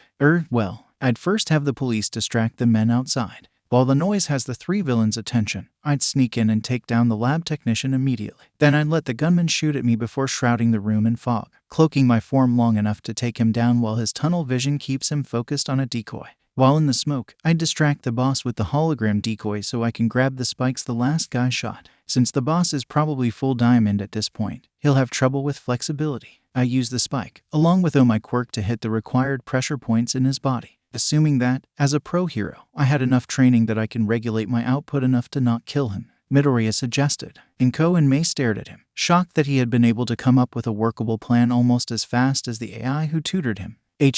Not bad, although both scenarios risk alerting the men outside. The one picked by Midoriya-san is the better course of action between the two. But you both fail, Nezu said cheerfully, shocking the boy, his mother, and the AI next to them. Next to him, Miss Hamada narrowed her eyes in annoyance at the smiling rodent. What? Why? May demanded from the table, holding support items being loaded up into crates. Neither of them checked to see if they had permission from All Might's agency to move in. He said simply, but with a shit-eating smirk across his muzzle. He did mention that we only had provisional licenses. Midoriya muttered in shame. You know that throwing mental curveballs is not the point of this, right? Miss Hamada muttered. True, but it's something good to remember, he said happily. But I understand your point, 𝐬𝐬-san. You have trouble with lateral thinking. Getting over the results of that fake scenario, he nodded. I cannot create anything original. Any training course or plan I make comes from another source, like a movie. With a pillar of smoke, 𝐬𝐬 changed from Ludwig Reinhardt to Mysterio. Mysterio did not consider himself a common criminal. He saw himself as an artist, a writer, and a film director all at once. He would not merely rob a bank with a pistol like some common lowlife. He'd fake an invasion from the savage lands, have a horde of raptors run in, perhaps make them maul a few actors, while lizard men held spears at the people's throats to distract them while Mysterio himself clears out the main vault, then move on to yet another bank. That is how he would act. Izuku took that time to speak up. Mysterio did, in fact, once pull off that exact scheme, only to be defeated by the visiting West Coast Avenger Dorian Green, hero named the Unbeatable Squirrel Girl, not 5 minutes later. A surprisingly not undignified defeat, seeing as the girl had bested Dr. Doom in her first ever outing. He recalled from memory, impressing the two teachers while surprising his mom and coworker. You see, I cannot imagine something that creative without input from another source, 𝐬𝐬 admitted. In addition, Mr. Beck, and as a result I don't want to play the role of Mysterio forever, otherwise I could end up like Arnold Schwarzenegger. Who? They asked. 𝐬𝐬 visibly clenched his fists in frustration, but continued on. Mr. Schwarzenegger, best known for his role as the disguised form of robotic assassin the Terminator, was continually called back to reprise the role. Even when he was in his 60s and well past his prime, he continued to return. I admire a man committed to a franchise. But there comes a point where one must stop. Sean Connery, who, asked May, oblivious to 𝐬𝐬's growing annoyance, gave up the role of James Bond after growing to hate how it affected his life. If I were to continue Beck's role as Mysterio, I would surely find myself in a similar situation. An interesting perspective, Nezu said, rubbing his chin in thought. So Mr. Beck chose not to hoard to himself that role, but instead find a successor to continue his creation, and that is where Midoriya-san came in, and where we find ourselves now. Hi, Kacho-sensei, Midoriya confirmed. Well, I think it's safe to say that there is no threat to be seen from you, your AI, or wondrous might and heroism. Nezu proclaimed joyfully. Thank you for your time, and we'll be seeing Midoriya-san and Hatsune-chan when the new school year starts. Just like that. Midoriya asked. I don't need to, I dunno, sign anything. Nope. The principal confirmed happily. Miss Hamada nodded in agreement. The collective relief was visible from the four, glad that all their worry was unfounded. But as Midoriya led his soon-to-be teachers out of the chamber, a thought came to him. The past few days have been filled with worry over the principal's visit that he had not concerned himself with a certain temperamental blonde who threatened him to not get into UA. The same blonde whose coveted position as number 1 he took by accident. Crap. It was the end of the school year, and Katsuki sat in the principal's shitty office. The man himself was even shittier. Not once doing a thing to raise his voice against Bakugo, even when he pushed the limits of what the school would allow him to do. The man was little better than a supporter for Bakugo's own glory, like he was doing now. But Deku shouldn't have also been partaking in that glory. The spineless coward's words were unimportant, as if anything else about this shitty school mattered now that they were gone. All he was doing was waiting to catch Midoriya before he left this shitty school for the final time. He wanted nothing more than to wring the truth out of Deku since he received his acceptance. Hologram, whatever. But when he voiced his complaints at breakfast the day after the exam, his hag of a mom pointed out to him that it was better he waited until the school year ended. After all, if he caused an incident over this, it wouldn't look good on his record. He doubted this shitty school would care, but UA would definitely want to investigate why one of their hopefuls was injured the day before orientation, even if he was a cheating little escape artist. Of course, he wasn't going to take her suggestion of a civil confrontation into consideration. Katsuki Bakugo didn't do civil. Bakugo did occasionally get angry enough that he ignored his mom's advice and tried to confront Deku early. But he had become an unusually slippery little bastard ever since the exam. Whenever class ended, the minute the bell rang he was out the door first thing. Sometimes Bakugo would be right behind him, but the Deku always seemed to find a way to just vanish. And if Bakugo thought he caught the worthless little Deku, Bakugo would spin him around and see that no. It was someone else with similar hair and rabbit features. Even when he made those extras who leached off of him try to cut the quirkless loser off, that green-haired bastard would always slip past them, and it was seriously pissing him off. Guess that was one thing he could be thankful for from this extra. The chance to finally confront Deku. The minute the bastard finally shut up and the bell rang, Bakugo threw an arm around Deku and pulled him in closer. Move away and I'll kill you. He snarled quietly, pulling Deku towards the exit. The minute they were outside, Bakugo directed him to the back of the building where almost a full year ago, he threw the loser's notebook out. Bakugo thought he had finally broken through to him back then, but it looked like Deku was not going to stop being the pebble in his shoe. That's fine. He'll just do it again and again until the truth is drilled in and sticks. How did you do it? Bakugo snarled. Midoriya kept his eyes down, and what little of his expression that was visible was kept neutral. Bakugo growled, hands popping. I know you cheated, Deku. Tell me how you did it. Did that pink-haired girl you were talking with hack the computers or some shit? No. Bakugo froze. Midoriya had never spoken that way to him before. The fuck you say, Deku? Deku looked up, a glare that didn't belong anywhere on the usually friendlier, upbeat boy directed at him. I didn't cheat to get in. Nor did my friend May. He said calmly, defying the boy he once called his friend. I got in by my merits and gadgets, nothing more. That's a lie. Tell me what you did, you bastard. Bakugo had to bite back a shout to avoid drawing attention. There's no fucking way you should have gotten into the hero course, let alone above me. I'm not telling you anything, because you wouldn't believe me or like the answer. Midoriya clarified. So you did cheat. I knew it. Deku, already growing frustrated with this talk, decided that he may as well get it over with. He didn't want to tell him anything, but he'd rather not have Bakugo spread a rumor of him confessing to cheating. No, Kaken, I used my quirk. Bakugo froze. He swore the world had ground to a halt. There was no fucking way. If that bastard actually had a quirk, then he would have gotten it years ago, when they were just little kids. Bullshit. It's true. My body wasn't ready for it yet because it was so powerful. I had to build up my muscle for months to be able to use it without damage. I was exhausted all the time because I was working out. Midoriya told him. That's right. Midoriya was looking pretty exhausted over the past year. His grades were still good, but sometimes he actually fell asleep during English class, so he must have been working out. The voice of his younger self realized. Then show me, prove you've got one. Bakugo demanded. He still doubted the validity of Deku having a quirk, but he wasn't going to let this claim go unchallenged. No, Midoriya shot it down with the same air of a father telling a child he can't have a cookie. I don't have control over it yet. I wasn't even going to use it, but if someone was in danger, then how'd you plan on getting in? Running around, hitting shut-off switches or some BS like that? Bakugo questioned. with my gadgets. The Deku slipped on a leather glove, the fingers capped in metal, and typed on a screen attached to the back of the wrist. 𝐻𝐸𝐬's eyes were drawn to the boy's bag, from which a drone emerged. It was a small thing, with a wire-like body and propellers. There was a camera-like device on the front, but 𝐻𝐸𝐬 didn't see any weapons or actually useful shit upon it. It floated high enough to reach the second floor, but didn't do anything else. 𝐻𝐸𝐬 scoffed. That's your gadget, some cheap drone? He looked back at Midoriya and reached for him. I knew you were what? Deku was still there, his face passive. But why did his arm go through like the green-haired bastard was a ghost? Then the image suddenly started fading away into wireframe and pixels like some kind of Digimon shit. Sorry 𝐻𝐸𝐬, but I'm afraid you'll have to wait until UA to see what I can really do. Deku's voice projected from the drone, the source of what was now obviously a hologram. I'm long gone now. See you in a month.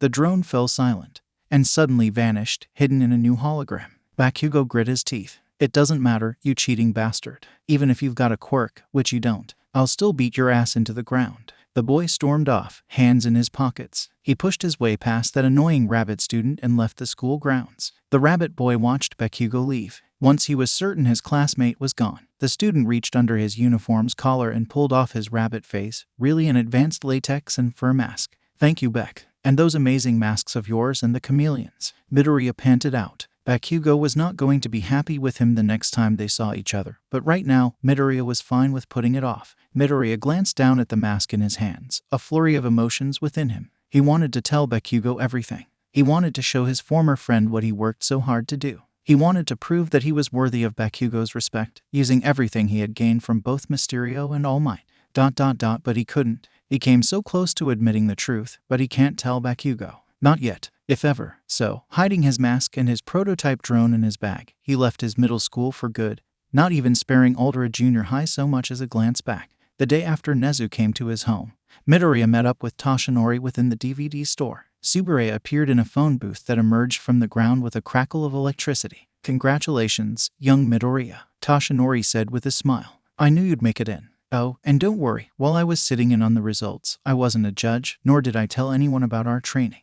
I should also clarify as well that I had nothing to do with your entrance. Subaraya added, I did not hack into the school systems, tamper with the results, or alter anything on file. You got in because you earned it. Thank you, Midoriya said. He hadn't wanted to cast suspicion on the AI, but it did sometimes have trouble understanding morals, especially if it involved furthering their goals. Also, I'm sorry I didn't talk sooner. With great power comes lots of paperwork, Toshinori said. Oh God, please don't quote that webhead's catchphrase. Subaraya grumbled, still bitter over how he beat you. Toshinori asked, No, I am just sick of hearing that phrase, even a parody of it. Subaraya explained, I swear, everyone and their grandmother quotes it endlessly. It's a classic for a reason, Subaraya, Midoriya said with a smile, before adopting a more serious look. But I'm still having trouble with controlling the output. Honestly, I'm not surprised. What kind of advice is clench your buttocks? Subaraya asked, aiming a glare at Toshinori. In my defense, this is my first time being a teacher, he mumbled. But I think I have a few ideas about how to make sure your quirk doesn't break you again. Midoriya looked up at the gates before him, a massive logo with a UA atop it. I'm here, finally, he muttered to himself. 8+ years of hard work, blood, sweat, tears, and a lot of chemistry brought him to the high school of his dreams. It felt surreal, like that time he accidentally sprayed himself with Mysterio's suggestibility gas and thought he was in a Korean zombie pirate apocalypse rom-com. Thank goodness Subaraya had an antidote nearby. Midoriya, Izuku looked over, Mei skating over. Hey Mei, are you as nervous about going in as I am? Yup, she said with a smile. But I'm sure it'll be fine. I went to bed at 2 in the morning. That's not a healthy sleeping habit. Midoriya's sweat dropped as they walked in. It's fine, Mei brushed off with a shrug. See you after school, bossman. She ran off towards 1H, leaving Izuku to stare after her. Never change, Mei. Actually, maybe change just a little. Remembering where he was, Izuku ran into the building, searching for Class 1A. Holy crap, this place is massive. Finally reaching the classroom, he was surprised at how large the doors were. I guess when you have people with mutations that can make them larger than normal, you need large doors. Izuku mused to himself as he opened the door. I just hope that 𝐻𝐸𝐬 or that stiff glasses guy aren't here. Take your feet off the desk. You are disrespecting school property. Don't tell me what to do, glasses. Midoriya froze. Thor almighty, why does fate hate me? Before him was 𝐻𝐸𝐬, leaning back in his seat with his feet up, and the blue-haired boy from the entrance exam, who Midoriya could see had some kind of engine sticking out of his legs. A boost-based quirk, most likely. I wonder if it's like a real engine with different gears. Look, let's start again. The glasses-wearing boy tried again. I'm 𝐀𝐦 𝐍𝐴. I went to 𝐲𝐴 Private High, and you are 𝐲𝐴. So you think you're better than me? I'll kill you. Bakugo shot back, uninterested in being civil. Kill me. 𝐴𝐴 stared at the boy in shock. Are you sure you're in the right place? Oh, it's you. Midoriya looked behind himself to see the gravity girl, Uraraka, looking over with a smile, and wearing a cute schoolgirl uniform that showed off her really nice stop it. She's your classmate. You're the boy who saved me. She added, thank you so much. It was nothing. Midoriya stuttered out. Just trying to do what a hero should do. Oh yeah, you're the guy that was blasting music from atop the robot? Right. Another student, a girl with purple hair and headphone jacks for earlobes, asked, interesting tastes. My trainer was American and liked old music. Midoriya mumbled. You. Midoriya shot up, straight as a board. The glasses boy, 𝐴𝐴, immediately walked over and started bowing. I apologize for the way I treated you during the UA entrance exam. 𝐴𝐴 shouted. It's clear that you saw something that no one else did. Though I disapprove of how you acted with little seriousness, I cannot deny that you were capable of seeing through to the true test. You've got to be shitting me. Bakugo growled, glaring at Midoriya. Wait, you've got it all wrong. Midoriya said. I didn't know about the rescue points either. I just saw someone in trouble and my legs moved on my own to help. I see. Then you are going to be an amazing prospective hero. 𝐴𝐴 started bowing again, which Midoriya immediately started denying. If you're here just to socialize, you can just leave. Everyone turned to the doorway, freezing in shock at the homeless-looking man in a yellow sleeping bag staring at them without any visible emotion. 12 seconds. That's how long it took for you to settle down. That won't do, he muttered, taking out a drink pack and draining it dry in a moment. Ignoring everyone's confused stares, he crawled inside like an inchworm. My name's Shota Aizawa, and I'm your homeroom teacher. He made it to the desk and unzipped his sleeping bag, his costume a simple black jumpsuit and a massive gray scarf around his neck. Midoriya stared at the man intensely as he stood up.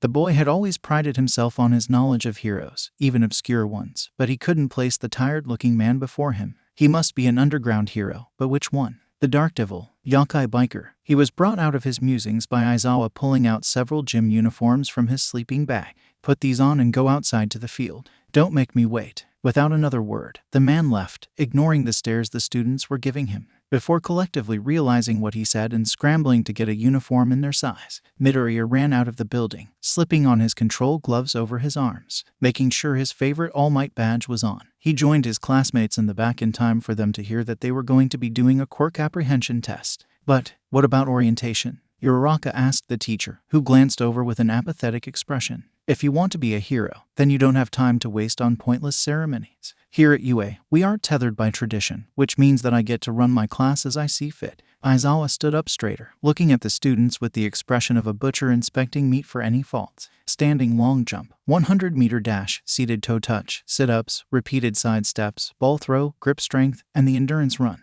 In the past, your schools forbade the usage of quirks in these tests. The education administration's dragging their feet, trying to make it seem like you were all born equal. It's irrational. Bakugo. Yes, sir. You got the highest villain points in the entrance exam. What was your furthest throw in middle school? Aizawa asked, pulling out a softball with a sensor embedded within it.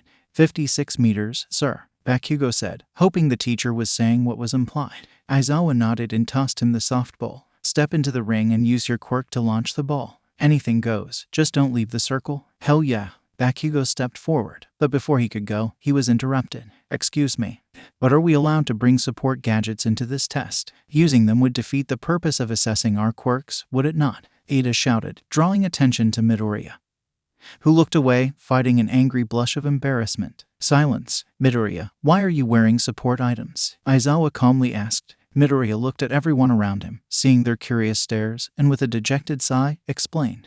My quirk only appeared a few days before the entrance exam, and I haven't got a handle on it quite yet. My original plan to get into UA was originally going to be me using my support items to help me. He got several looks of shock and sympathy at everyone, along with a scoff from one particular boy, no name required. Aizawa himself, meanwhile, just narrowed his eyes at Midoriya, his expression unreadable. Fine, but I want you to use your quirk at least once, Aizawa said. Iya-sensei. Midoriya nodded, while 𝐴𝐴 looked scandalized. But it's my test, Aizawa said, turning to Bakugo and nodding at him. Bakugo smirked and, with a scream of die, launched the ball with his quirk. While most people were either freaking out over his distance or shocked at his choice of words, Midoriya watched the ball fly away, his mouth dry. "This is the most rational way to find out about your abilities," 𝐲𝐬 said, holding up his tablet to display a distance of 705 meters. "Whoa, that looks like fun. We get to use our quirks openly and freely. Hell yeah, I want to try." The cheers were interrupted by 𝐲𝐬 looking over. While he was giving off a sadistic smirk, Midoriya could tell that secretly he was not happy with his class. "So this looks fun. Alright, then let's make it a game." 𝐲𝐬 straightened up. "You'll all compete in these 8 events and be assigned a ranking. Whoever doesn't score high enough or fails to impress me is expelled on the spot." Predictably, that led to many cries of anger and disbelief from the majority of the class. "But that's not fair," 𝗂𝐻𝐻 protested, only to shrink under 𝐲𝐬's glare. "Fair? Are natural disasters fair? Or accidents? What about villain attacks? Was the Chitauri Battle of New York fair?" 𝐲𝐬 shot down her protests. "Heroes fight against unfair odds every day, and it's my job to make you ready to face it. If you thought that any of this would be easy or fair, then I'll just expel you now." No one protested. "Good, now get ready. You'll have to go beyond. Plus Ultra." The 100-meter dash 𝐀𝐦 was, without a doubt in Midoriya's mind, the best at this, even with his self-criticism. Behind him was Shoto Todoroki, releasing ice from his right side to slide along the track, like a Japanese iceman. The perky pink-skinned Mina Ashido released acid from her feet to slide along the ground. Following behind her, the French-Japanese Yuga Aoyama launched himself backwards with his naval laser, though he had to excuse himself to use the restroom afterwards. Poor guy. Midoriya stepped beside Bakugo, who smirked back at Deku. "Get ready to eat dirt, Deku. Not today, catch on." Midoriya muttered back. The starting gun went off, and Bakugo blasted off, certain of his victory, but looked back and nearly stumbled. Instead of running, Midoriya had seemingly summoned a drone, the size of an ottoman and far more advanced than that puny consumer model from last month, and was riding it like some kind of rocket chair. Bakugo still won, but only by a second. Turning to 𝐲𝐬, he immediately voiced his grievances. "That's cheating. He didn't have a drone a minute ago." "Well yeah, it was cloaked," Midoriya explained, typing onto his glove's screen. Immediately a second identical drone, flanked by a swarm of smaller green drones, appeared above him in a cloud of pixels, making several of his classmates back up. "Are those armed?" 𝐲𝐬 asked with the casualness one used when asking about the weather. "Only rubber bullets, air pulse cannons, and tasers, 𝐲𝐬-sensei, but I can disable those if you'd prefer," Midoriya answered. "Just don't use them on your classmates." 𝐲𝐬 shrugged, Midoriya nodding in understanding as he joined his classmates, well aware of the stares they were giving him. "Who is this kid?" the other students thought collectively. Grip strength test. The top 2 winners were Shoji, who used his multiple arms on the device, and Momo, who created several clamps that maxed out the score. For the grip strength test, Midoriya again summoned his drone. Holding out the device, the robot grabbed one end with a clawed tentacle and squeezed as hard as it could. 356 kilograms, not bad. "I hope." Midoriya looked to 𝐲𝐬, who, once again, said nothing to Midoriya about his use of a drone. Bakugo watched, with a glare at the cheating little Deku. Standing long jump. The clear winner of this test was Tsuyu, whose natural frog abilities let her clear the pit in a single bound. Behind her was 𝗂𝐻𝐻, using her quirk on herself to become weightless, though her technique needed improvement.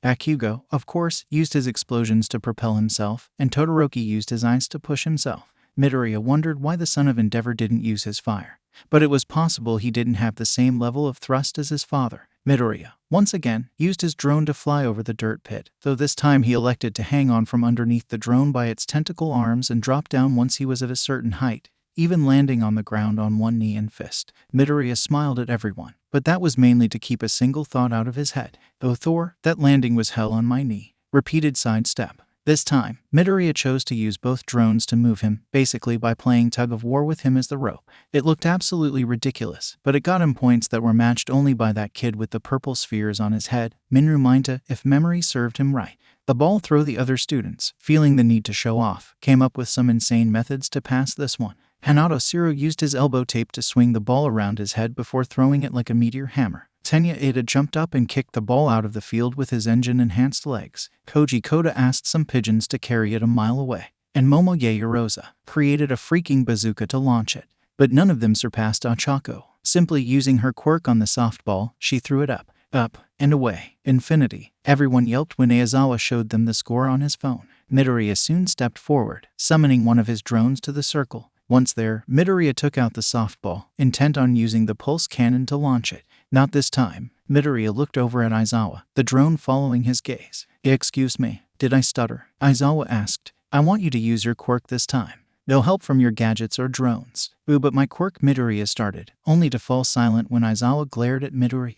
No, gadgets. Midoriya quickly nodded and, with great reluctance, dismissed the drone to hover off to the side with the others. Finally, those drones aren't exactly fair for the rest of us, Kaminari muttered. Why is he so reluctant to use his quirk? A boy with a tail, Mysterio, asked. Cause he doesn't have one. Bakugo snapped. He's just a useless Deku with holograms and drones and shit. Bakugo got stares, but not ones of realization like he was expecting. No, instead they were just confused and disbelieving. But then how'd he destroy that 0-pointer? A boy with dyed red hair, Ijiro Kirishima, asked. Bakugo froze. He had recalled some of his classmates talking about a post someone made, discussing how one of those mechas from the entrance exam had been taken down by some weird nobody. But he never paid attention. There's no fucking way that was Deku. It must have been some kinda illusion shit. But, then what about Aldera? He said he had a quirk. The voice of his 4-year-old self questioned before being shoved back down. Midoriya heard all the words they muttered, all the questions they posed, the doubts they expressed, the dismissals of his reliance on technology. Midoriya turned to the field, recalling the various baseball pitcher poses he recalled seeing. Midoriya wound his arm back, and with a yell of smash, threw the ball. 46 meters. Midoriya stared at the ball. At the last moment, his power had vanished,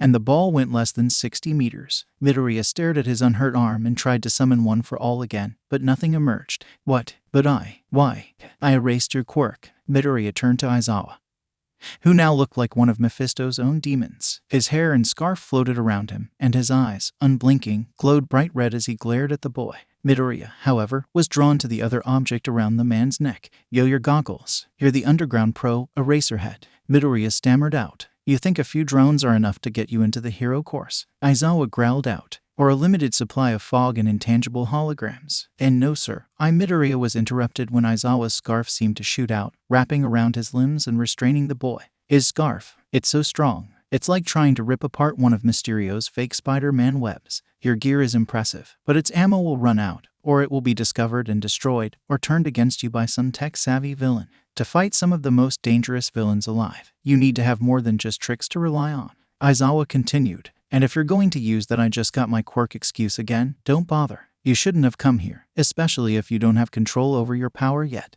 Power you cannot control is a liability that threatens everyone else. You're just proving how utterly foolish you are trying to chase a dream that is impossible for someone like you. And I refuse to indulge it if it means you'll be risking the lives of yourself and others. I know. Aizawa raised an eyebrow and loosened his grip so that Midoriya could look at him. The boy looked up, no longer scared or nervous, but glaring with a determined fire. I know the odds are against me, but I just need a chance to prove that I belong here, sensei. A chance to prove that I won't let my late start hold me back. Aizawa said nothing, only blinking and releasing Midoriya. I returned your power to you, but it'll take more than a Shonen Jump protagonist's speech to convince me. Midoriya nodded and grabbed another ball from the bucket. From behind a nearby building, All Might and Tsuburaya observed the students, the latter watching through the hero's phone's camera. Do you think Midoriya would be upset if Aizawa went missing? Hypothetically speaking, Tsuburaya asked. Yes, the man muttered. I was worried about this the moment I read Midoriya's file. Aizawa doesn't like seeing students put themselves at risk. He's expelled entire classes enough that the teachers started a betting pool over it. Then Midoriya needs to think of something fast. Tsuburaya muttered to himself. His programming was simultaneously telling him to interfere, yet he couldn't. It was, quite frankly, maddening for the AI. He'll think of something. I know it. All Might insisted, though he was unable to hide his own worry. Midoriya looked at the ball in his hand. All Might had suggested trying to lower the percentage. I'm still having trouble with maintaining it, but maybe.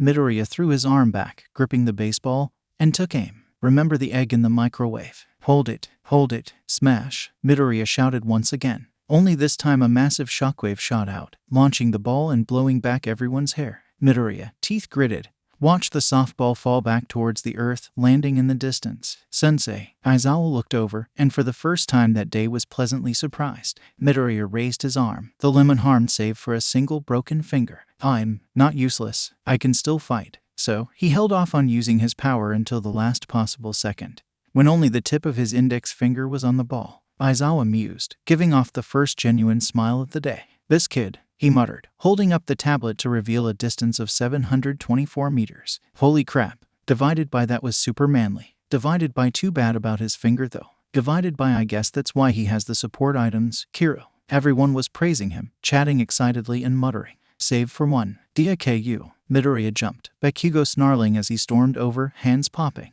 Catch on. I tell me how you got a quirk or I. Bakugo was stopped by two drones getting in his way, green lasers shining on his chest. The boy raised his hands, but his explosions didn't appear. What? Why isn't stand down, Bakugo? Aizawa growled, his quirk active. Midoriya, why are the drones taking aim? Sorry sensei. I must have forgotten to disable the automatic defense protocol. Midoriya apologized, typing a command into his glove. Immediately the drones deactivated their targeting lasers and hovered away. Midoriya looked at his classmates, who, while concerned, thankfully didn't appear to be scared by how quickly his drones were to threaten Bakugo. It can't have been a real quirk. Bakugo snarled. He's a quirkless little. Whether or not he was quirkless is irrelevant, Bakugo. Aizawa interrupted with a tone not dissimilar to a disciplining parent. This isn't a place for you to fight one another. Now get back with the other students before I get dry eyes. Those words were an unspoken threat strong enough to make Bakugo stand down and storm over to the other student.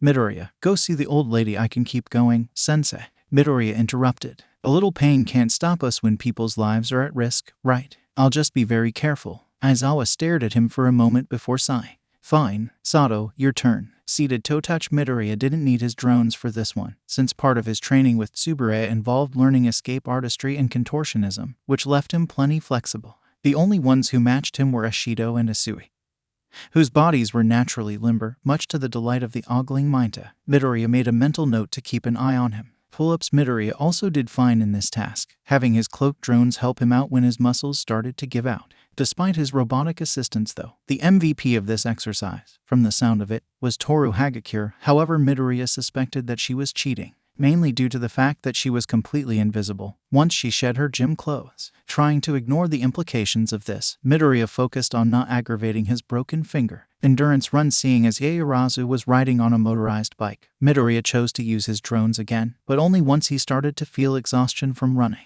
By the second hour, Yaoyorozu had run out of gas, and Ida was panting heavily, while Midoriya sat comfortably atop his drone. How much longer will its battery last? Aizawa asked when Midoriya approached on his 58th lap. Glancing at his wrist screen, Midoriya responded, another hour, I think. Aizawa grunted, but didn't tell them to stop until the two of them did. At long last, the results of their quirk apprehension test were ready for display. The tension was so thick among the classmates that it could have been cut with a knife. Aizawa looked at them all over lazily, before typing into his tablet. It'll take too long to talk about your performances individually, so I'll be going over your scores all at once. A hologram formed beside him, and everyone scanned the placement to find their name. Momo Yaoyorozu Shoto Todoroki Katsuki Bakugo Tenya Hida Fumikage Takoyami Mizo Shoji Mashurao Ajiro Kirishima Izuku Midori Mina Ashido Achako Uraraka Koji Koto Rikido Sato Tsuyu Asui Yuga Ayama Hanta Siro Denki Kaminari Kyoka Gyro Toru Hagakure Minoru 𝐬𝐻𝐻𝐿. Midoriya released a gasp of relief he wasn't aware of holding. What? But that shitty Deku only did so well because of those stupid drones, not because of his quirk. Bakugo shouted indignantly. Aizawa turned to glare at him. That wasn't the point of these tests. While the class stared at him in shock, Aizawa explained. It was obvious enough in the entrance exam that you're all physically capable to some extent or another. But just being able to fight isn't enough to be a hero. You also need to know how to use your resources creatively, whether it's your quirk or support items. Midoriya was reliant on his drones, but he's got the smarts to prove that he won't let them or a newly emerging quirk be a crutch, and with them, I'm sure he'll be able to get his quirk under control in time. No, I can't believe I'm going to be expelled before I get a girlfriend, 𝐬𝐻𝐻𝐿 yelled, falling to his knees as tears flowed down his face. Everyone turned to stare at the diminutive boy with purple orbs, some in sympathy, a few in confusion, but most of them, especially the girls, were disturbed and frankly a bit disgusted. Oh, by the way, no one's getting expelled. Everyone snapped back to their teacher, who had the biggest shit-eating grin on his face. That was just a logical ruse to get you to all push yourselves. Does all of you use logical ruses and trickery? Midoriya asked himself while everyone else looked scandalized. Oh, sorry, should I have said something? Yaoyorozu innocently asked. I thought it was fairly obvious. Yes. 𝐬𝐻𝐻𝐿 stood up, overjoyed. I've still got a chance to feel a girl's. His cheers were interrupted as Aizawa's scarf suddenly wrapped around him as if possessed. However, that doesn't mean any of you are off the hook. Aizawa continued, his expression once again serious and ignoring 𝐬𝐻𝐻𝐿's struggles. You can't sit comfortably where you are if you want to be a hero. You're going to have to keep pushing not only your bodies, but minds and quirks to their limits if you want to be heroes. What is this scarf made of? 𝐻𝐻𝐬 yelled out, his words muffled. It's not a scarf. It's a capture weapon made of a carbon fiber and vibranium weave, 𝐲𝐻𝐬 explained, before turning to the boy wrapped up in said capture weapon. In addition, the principal is well aware of your history, 𝐻𝐻𝐬. The only reason you are allowed here is because he thinks that I can change your bad habits. And I'm keeping you only because you've shown creative use in your quirk, so you do have potential. 𝐲𝐻𝐬's eyes glowed red and his hair hovered around him once more. But if I don't see any progress in changing your attitude, I will kick you out, skills be damned. Is that clear? 𝐻𝐻𝐬 nodded rapidly, a whimper heard through the material. 𝐲𝐻𝐬 retracted the material, then pulled out a slip of paper. Midoriya, take this to the old lady to get fixed up.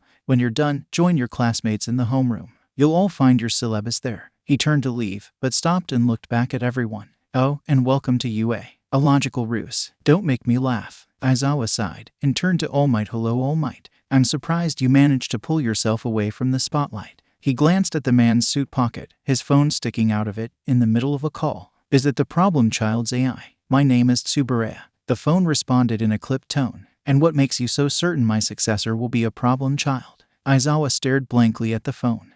Do you want me to list the reasons in alphabetical order or in risk levels? Be that as it may, you can't deny the boy impressed you. All Might interjected before 𝗬𝗪𝗏 could shoot back. That's the only reason you didn't expel him, isn't it? So you were observing the test, then? 𝐲𝐻𝐬 asked, All Might freezing up, while 𝗬𝗪𝗏 stepped in. I wanted to make sure you would treat my protege fairly in spite of his inheritance, and since none of my drones are allowed on campus without permission, I asked All Might to stream the tests to me. 𝗬𝗪𝗏 explained. I don't care if Midoriya was the clone child of Dr. Doom and Cynthia 𝐬𝐻𝐬 created by Nathan Essex. 𝐲𝐻𝐬 bluntly responded. Judging one solely by their predecessors is irrational. I do judge people by their merits and potential, however, and Midoriya has a non-zero chance of progressing. What if the other students do judge him that way? 𝗬𝗪𝗏 asked. We'll handle it, 𝐲𝐻𝐬 said simply. Plenty of Midoriya's past teachers have handled similar cases when he was being bullied.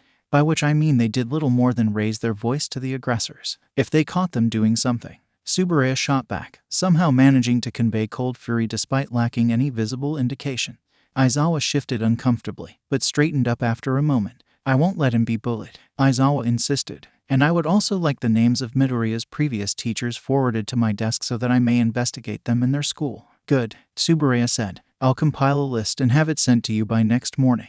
Also, if I learn that you once again overrode Midoriya's drone controls to threaten another student, I will have Nezu write up a firewall to keep you out, 𝐲𝐻𝐬 added before leaving. Duly noted, 𝗬𝗪𝗏 muttered. Midoriya left UA, looking over his now healed finger. He had received quite an earful from Recovery Girl, though he couldn't really blame her. Breaking himself to pass a test was too extreme, but he didn't know what else he could have done. He was resigned to walking to the train station alone, like usual. He had hoped May would join him, but when he saw her, she was angrily muttering about some child prodigy who got in early and chose to stay in to work on her babies. Midoriya knew better than to pull her away when she got this driven, so he left her there and prayed for Power Loader's sanity. Deku, Midoriya looked up. Iida and 𝗀𝐻𝐻𝐬 waiting at the front gate for him, much to his surprise. Why'd you call me that? Midoriya asked. Isn't that your name? 𝗀𝐻𝐻𝐬 asked innocently. That's what 𝗂𝐻𝐻𝐬 was calling you. No, it's just a nickname 𝗂𝐻𝐻𝐬 made up to mock me. Midoriya mumbled. Seeing their looks, he reluctantly chose to elaborate. My name's Izuku, you see, and if you alter how it's spelled, you get the word for useless. Oh, I'm sorry. 𝗀𝐻𝐻𝐬 apologized. I thought it was a nickname, because it kind of sounds like Deku, or you can do it. Oh, well, you can use it if you want, Midoriya said happily. I would advise against it. Just because she likes it doesn't mean that she should have to use it if it makes you uncomfortable, Iida said, his arms chopping with each word. Giggling at how uptight Iida was, 𝗀𝐻𝐻𝐬 turned to Midoriya. Well, if you're okay with that, you can call me 𝐀𝐻𝐻𝐬. Really? Midoriya asked with a slight blush. Yeah, we're friends now, aren't we? 𝗀𝐻𝐻𝐬. No, 𝐀𝐻𝐻𝐬 asked with a smile. Want to walk with us to the train station? Sure. Before May, Midoriya had never had any friends. 𝗬𝗪𝗏 was nice, but he was sure the AI saw him more as a student at best, an investment at worst. I do have to ask, Midoriya, where do you get such advanced drones? 𝗀𝐻𝐻𝐬 asked Midoriya after a minute of walking. I've never seen any with weapons or cloaking, which sounds silly now that I say it out loud. I admit I was curious as well, Iida said. Recalling what his current cover story was, Midoriya took it in stride. I'm connected to a friend, Mr. 𝗬𝗪𝗏. who runs an independent support item company. He was the first who saw my potential in being a hero and helped me learn how to use support items to stand alongside my peers before my quirk emerged. Really? Which support company? 𝐻𝐻𝐽 asked. Taking a moment, Midoriya debated telling them before reaching a conclusion. Wondrous might and heroism. Bullshit. Midoriya jumped in fright as 𝗵𝘃𝐻𝐽 stormed over. Catch on. There's no way you're connected to someone that useful. 𝗵𝘃𝐻𝐽 snarled. Where'd you get those drones and that stupid quirk of yours? I told you catch on. It was a late awakening. Midoriya stuttered out in fear. Quirks don't awaken this late. 𝗵𝘃𝐻𝐽 shot back. Did you get yourself mutated by radioactive waste or some shit like that? Hey, catch on, just leave Midoriya alone. 𝐻𝐻𝐽 interrupted, not backing down even when 𝗵𝘃𝐻𝐽 turned his rage onto her. The fuck you call me, round face? He snarled. After staring into her defiant glare a minute or so more, he evidently decided that fighting his classmates over this wasn't worth it, and stormed off. You didn't get mutated or anything, right? 𝐻𝐻𝐽 asked Midoriya, who shook his head no. It's a quirk, I swear. Eraserhead's power doesn't work on non-quirks, Midoriya stated truthfully. Sorry, I didn't mean to sound offended. She apologized, visibly upset by how she must have come off. And no, it's a reasonable assumption, Midoriya admitted. But I did get my quirk late. Wait, so you thought you were quirkless your whole life and planned to get in using gadgets? Ida asked in shock. If Iron Man could be a quirkless hero, why not me? Midoriya asked. He's rich, though I suppose you have a point. Ida conceded. Still, a very risky idea. I'm well aware, Midoriya said. The trio continued their walk to the train station, chatting away about nothing important. 1 month ago. Good afternoon, viewers. I'm your host, 𝐲𝐻𝐻𝐸, here with special guest Makoto Supaka of the 51 Alien Restoration Assistance Agency. The TV hostess, a woman with pointed ears and an excessive level of studio makeup, began. Glad to be here, ma'am. The man nodded. He had blue skin, short red hair, and green eyes, wearing a professionally pressed suit. So, tell us exactly what your group's mission is? 𝐲𝐻𝐻𝐸 asked, a smirk quickly forming on her face. Also, maybe you can tell us why you call yourselves 51 Area instead of Area 51. That was an issue with copyrights, he muttered through gritted teeth, before clearing his throat and speaking up. Well, put quite simply, my group believes that the existence of extraterrestrial life has been covered up. I know, it sounds ridiculous, but when you look at the evidence, it's surprisingly solid. Take, for example, Thor, a founding member of the Avengers. Nowadays, people think he's just an early sign of quirks emerging in humanity, except that his powers don't match early quirk users. High strength, endurance, flight, manipulation over the weather and electricity, a hammer unlike anything else. What about his enemy Loki? Control over illusions, shapeshifting, mind manipulation, conjuration, a noted immunity to ice. In modern times, not impossible, but back then, these people could not be human. Except that not long afterwards, quirks started showing up en masse, and similar abilities have been achieved either by genetic alteration, the M gene, or technology. 𝐲𝐻𝐻𝐸 countered, fighting to wipe the smirk off her face. Look, you can check this all out for yourself. Plenty of families have irregular DNA that, even with quirks thrown in, prove that at least 19% of Earth's population has some alien DNA, especially in the United States. I myself have Centaurian ancestry, Supaka explained, doing his best to be heard over the snickers and laughter of the audience. Wouldn't that mean you should have the bottom half of a horse? 𝐲𝐻𝐻𝐸 teased, to laughter from the audience. No, I'm not a centaur, the man exclaimed, growing increasingly frustrated at the woman's disbelief and the audience laughter. In the Midoriya household, Suburaya's drone observed the TV as it finalized a deal with 𝐁𝐻𝐻 the latter had propositioned shortly after their meeting. Midoriya was tuning out the television, instead staring at his notebook filled with details of his private tech and frustration, and May was trying to help him with the same problem. It never ceases to amaze me regarding what time will do to the truth, Suburaya commented from his drone, watching the man be metaphorically torn apart by the hostess and the audience. Wait, so aliens were real? May asked, looking up from her notes. Oh yes, Thor, Loki, Asgardians, the Chitauri, symbiotes, the Guardians of the Galaxy, Skrulls, the Kree, Dire-Wraiths, Rom the Space Knight. Suburaya listed off. All were real and were from space. But why don't people believe in them anymore? May asked. There must have been some kind of government record. Quirks emerged soon afterwards, and any alien incidents were thought to have been done by people taking advantage of their new powers, or faked by people like Mysterio. Suburaya explained, turning away from the man on TV storming off stage in anger. Doesn't help that almost every official record of alien contact had been lost during the quirk emergence, probably destroyed by the Skrulls during their last infiltration around that time. Also, most aliens tend to reside in America, due to the efforts of Carol Danvers making that country the most alien-friendly. Though you won't find any aliens confessing to their real nature, not unless they want to be mocked like that poor man. But what about footage? Pictures? Eyewitness accounts? May asked in frustration. Spaceships hovering in the sky. 9/11 conspiracies. Holocaust deniers. Fake news. Andrew Wakefield believers and flat earthers. 𝐬𝐴 responded, anger clear in his digitized voice. Any modern sightings get dismissed as people with quirks or Photoshop. Same thing happens with magic, the new Ghost Rider, and any witness demons, from what I hear. Hell exists, May shouted, throwing up her arms. So those rumors about that Al Simmons guy, guys, please, can we focus? Midoriya interrupted. Right, sorry, May apologized, though not without muttering, just getting my view on reality shattered here. I know, it's crazy, but we need to solve this problem. Midoriya muttered. What are you talking about, Doria? May asked. You have a solution. Just use a robot. May, I can't just carry around an entire robot modeled solely to act like me. Midoriya reminded her. I need to be able to move fast and set up my plans quickly. But I can't do that if I have to lug around a huge LMD. He turned back to his notes, looking over the blueprints of his drones. Maybe I could no. Holograms are immaterial and not capable of handling objects. I could use something similar to Mysterio's kaiju robot. Have 4 orbs suspended in a hologram to act like 𝐬𝐬. But if a villain uses an extra sense or even just grabs my arm, the farce would be exposed. ARGH. He slammed his head on his notebook in frustration. Izuku. Midoriya looked up at his mom watching him from the doorway. In her arms she carried a gray bag. Hey mom, sorry, I'm just having trouble with my costume. 𝐀𝐦 bit her lip, but came over to the couch, sitting beside her son. Listen, I know you're feeling frustrated, but I want you to know, I do believe in you. Her hands shook as she spoke to her son, tears in her eyes. I haven't always been supportive. I know that, and I made you scared for the wrong reasons. But I promise you, I will support your efforts from now on. Sniffle. Izuku's eyes were already watering, and he hugged his mom. She held him back. No words were exchanged.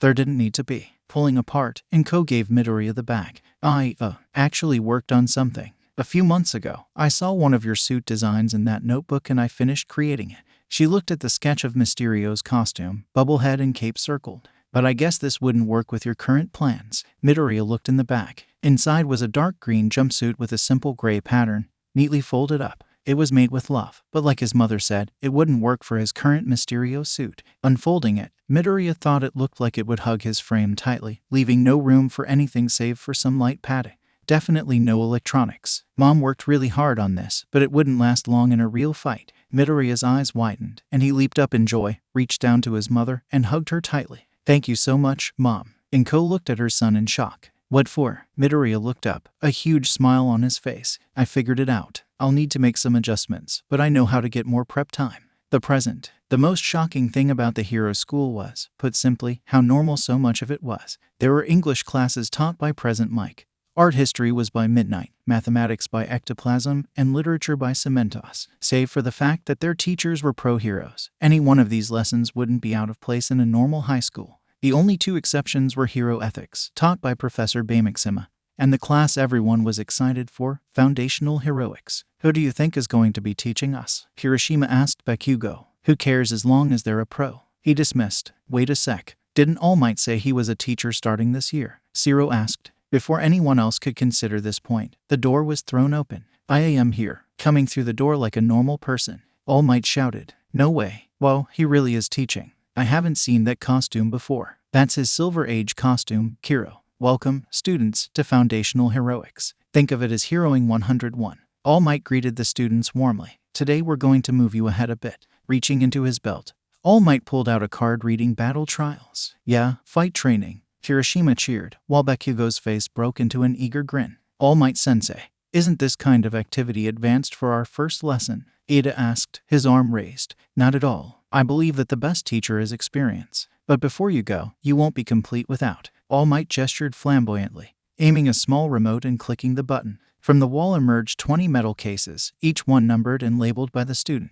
Your costumes, each one created in accordance with your quirk registry, equipment request forms, and personal design requests. The entire class stood up, eagerly going to their cases and removing them from the wall. Midoriya took his, an unusually bulky piece. He, like the other students, was excited. The culmination of years of blood, sweat, tears, and hallucinogenic gases laid within this case. Redesigned, built, and scrapped by himself, Midoriya, and May more times than he could count before he got to his alpha suit. Within his backpack he had brought a few last-minute items for his suit, including the most distinctive piece, one that, despite the silliness of how it looked, he would wear with pride. But despite all that, he had a fear that had persisted when he saw Mero be shunned for that rumor. A fear that appeared in his nightmares as his peers leering at his costume, rocks and trash thrown at him, people writing him off as a villain who faked being a hero. Deku, Midoriya looked at 𝐀𝐦, who was staring at him in concern. "What's wrong?" "I'm just worried I'll look ridiculous," Midoriya partially admitted. "Well, I bet you'll look awesome," she said with a smile that immediately brightened up Midoriya's mood. "So cute, no bad." At ground beta, standing before one of the mock cities used in the entrance exam, All Might calmly waited for the students to arrive. He wasn't surprised they were taking a bit of time to emerge. He remembered being in a similar position, his Superman-inspired outfit having felt ridiculous when he first put it on. It had taken Gran Torino threatening to train his classmates personally for another 20 minutes to get them to come out. Needless to say, it worked. Drawn out of his past by the students arriving, All Might gave them an encouraging smile and a thumbs up. "They say the clothes make the pros. And looking at you all, students, I must say you are the proof." The costumes before them were as varied as the Avengers. Some were simplistic, like Mysterio Jiro's karate gi, or surprisingly detailed, like Bakugo's military-styled outfit with grenade-shaped gauntlets. Some ideas were original, while others took inspiration from heroes of the past. But all had been designed by the students themselves, and made by one of several contracted support companies. Though some ideas were not as good as others. The fuck's that supposed to be? A diaper? Bakugo laughed at 𝐬𝐬, who turned to the taller teen angrily. "It's a bowl. I'm supposed to be a bowl of grapes," he explained indignantly, which didn't change Bakugo's attitude at all. "Sure, and my gauntlets are just pineapples," Bakugo snarked back, to 𝐬𝐬's growing frustration. "Yeah, I have to agree with Bakugo-san," Kirishima said, adjusting a gear-like shoulder pad he was wearing. "You do look like you're wearing a diaper," 𝐬𝐬 growled in anger, crossing his arms. "Wow, Momo, you look great," Nina complimented her classmate. Yaoyorozu was wearing what looked like a lightly armored red bodysuit with knee-high red and white boots attached via small straps, a yellow belt secured around her waist, and matching red gloves, with a small touchscreen computer built into the left one. "Thank you. I was originally going with a design that had more exposed skin and a bookshelf on my lower back," Yaoyorozu admitted. "But the new support company UA signed up with, Wondrous Might and Heroism, told me how dangerous having a heavy book on a rigid shelf would be if I landed on it wrong, and suggested a wrist computer instead. They also recommended DNA-integrated fabric to let me create objects without having to expose too much of myself. I wasn't even aware of such technology." "You too?" Jiro asked, adjusting her glove. The suit was inspired by a punk rocker, but sewn into the lining of the jacket was a quilt-like pattern that, according to the company, was meant to protect her from impacts of all kinds, including bullets and other shockwaves. On her arms were narrow gauntlets with ports to plug her ear jacks into, along with dials to adjust how focused the shockwaves became. Similar devices adorned her boots, along with a small box of earplugs. "They gave me these gauntlets that they claim can make my quirk's output shatter concrete. I think they're overkill, but if I need to fight someone with an invulnerability quirk, then I guess they'd be useful to have." "Oh yeah, my costume was made by those guys too." 𝐀𝐦 ran over. Her hero costume consisted of a black, full-body suit with a pale pink design down the middle of her torso, topped with 2 black semi-spheres on her chest, pink stripes at her midsection, a deep pink choker, and 2-tone pink sleeves. On her arms were matching gauntlets with handles, large knee-high boots with small air jets on the back heel, and a 2-piece belt with a round buckle around her midsection with pouches containing medicine and rescue supplies. Under her arm was some headgear with a tinted visor. Tinted pink, naturally. They got rid of the heels in my original design and suggested miniature air thrusters to help me move while weightless and internal gyros to help me stay upright. Though I wish I was more specific. "It's so tight." "Oh, cool." Toru spoke up. She was wearing a dark blue unitard with red shoulder pads and a silver belt with a dial built into it. That studio also suggested some changes, after telling me that my original idea for my costume was just wrong. "Why? What was your original idea, Kiro?" Basui asked. "Shoes and gloves," she said simply. Everyone, even All Might, turned to stare at her. "Your costume was just shoes and gloves." Jiro yelped in shock, her earjacks shaking like tiny arms in frustration. "Well, I can't afford DNA-integrated fabrics or unstable molecules," Toru protested in embarrassment, arms crossed. "Then what did you go with?" Jiro asked. "This," she said proudly, twisting the belt's buckle like a dial. Immediately her outfit vanished, leaving her completely invisible. "Whoa, you've got an invisibility belt?" Mina asked excitedly. No, it's something called chameleon cloth, Toru explained. It's a fabric that can change its shape and color to anything that was preset into the belt, including invisible fabrics. It's also got a few disguises loaded in, but it's limited by the amount of fabric on hand. And I'm not sure how useful the disguises will be, what with my invisibility and all. Hey, are your support items and costumes from Wondrous Might and Heroism too? Kaminari asked. His costume was a black jacket with white lightning bolts over a white shirt, pants matching the jacket, and a headset with a mounted scope that he currently wasn't using. Built into the jacket was a harness covered in metal and wires, with a small breaker box-like device attached to the belt, which attached to his boots. They gave me some suggestions for improving my costume after I mentioned a few problems with my quirk. Yeah, they asked really concise questions about my quirk, like how it worked and any limitations it might have had. Ashido mentioned, the last of the students, Todoroki, emerging from the tunnel. Ah, but none of your costumes are as magnifique as Mon bespoke outfit, Ayami proclaimed, showing off his knight-inspired armor, which sparkled in the light. Try not to be blinded by my dazzling. You all look amazing. And now that you are. Oh, All Might stopped, looking around. Hold it, where is young Midoriya? I am here, invisible to you all. Midoriya's voice came out, crackling through an unseen speaker. Well, we've got another invisible student, Kirishima asked, looking around in confusion while Hagakure grumbled about him stealing her spotlight. Actually, I'm cloaked, not invisible. I just thought that I should warn you all that my choice of hero costume is unorthodox, to say the least. Midoriya explained. I'm sure whatever you had made would be just fine, Deku. Ochako said cheerfully. Midoriya was really glad he was invisible, because her outfit left very little to the imagination. Not that he was complaining, no. Bad brain. Bad. Okay, just, please don't freak out or anything. Midoriya fell silent. Then, a plume of green smoke rose from the ground, clearing a way to reveal to his classmates Midoriya's hero costume. Midoriya's armor didn't deviate all that much from the original Mysterio outfit, aside from being made with his body type in mind.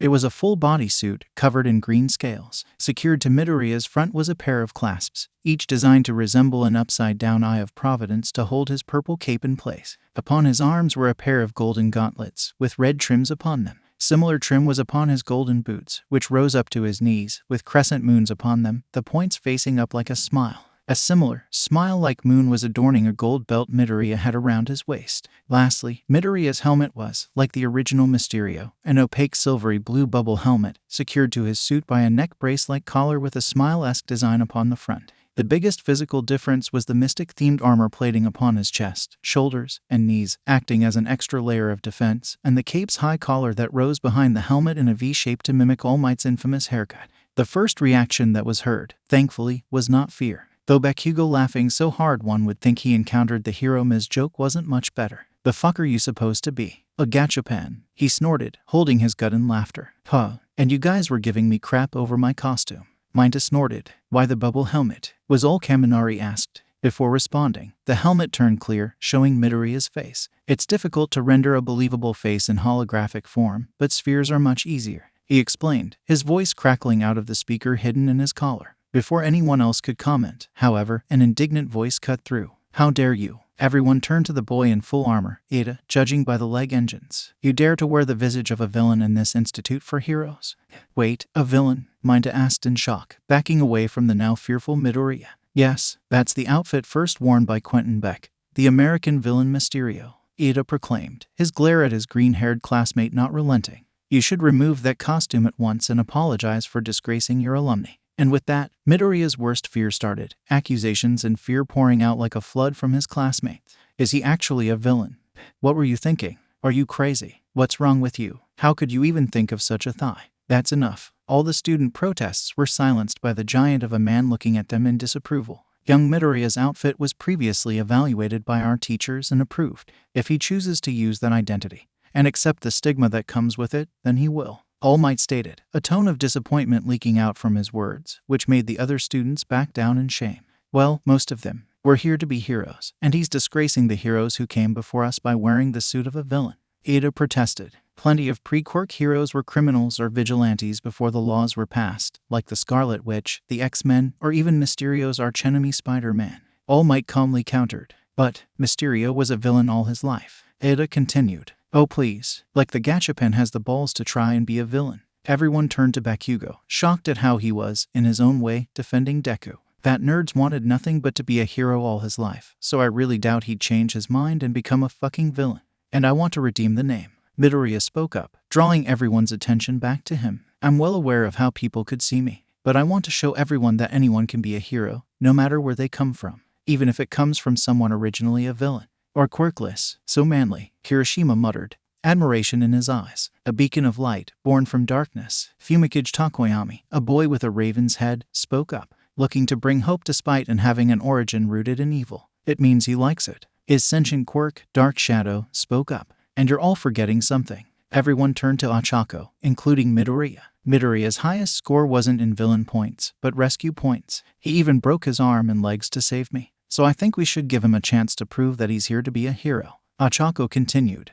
Ochako-chan, Midoriya thought, his heart making a leap. Well, I for one am willing to trust Mysterio. Nina piped up, everyone staring at her. Mysterio? Midoriya asked after a moment of confusion. Yeah, Midoriya plus Mysterio, she explained with a smile. Midoriya fell silent, shocked that he had no less than 3 different classmates who supported him. And Bakugo. Now that that's all settled, listen up you zygotes. All Might shouted. Where do the worst crimes take place? Outside, right, Kaminari asked. Sorry, but that's wrong. Those are just the ones that make the news. All Might explained. No, the truly evil and devious do their crimes indoors. Arms deals, illegal gambling, smuggling. The truly devious do their horrible deeds out of public view, which is exactly what we'll be doing today. All Might paused for a moment, pulling out some cards labeled Battle Trial. Wait, is that a script? The class collectively thought. The scenario is this. Villains have holed up inside of a building with a nuclear weapon. A hero team's objective is to go inside and either take down the villains or grab a hold of the weapon within the time limit.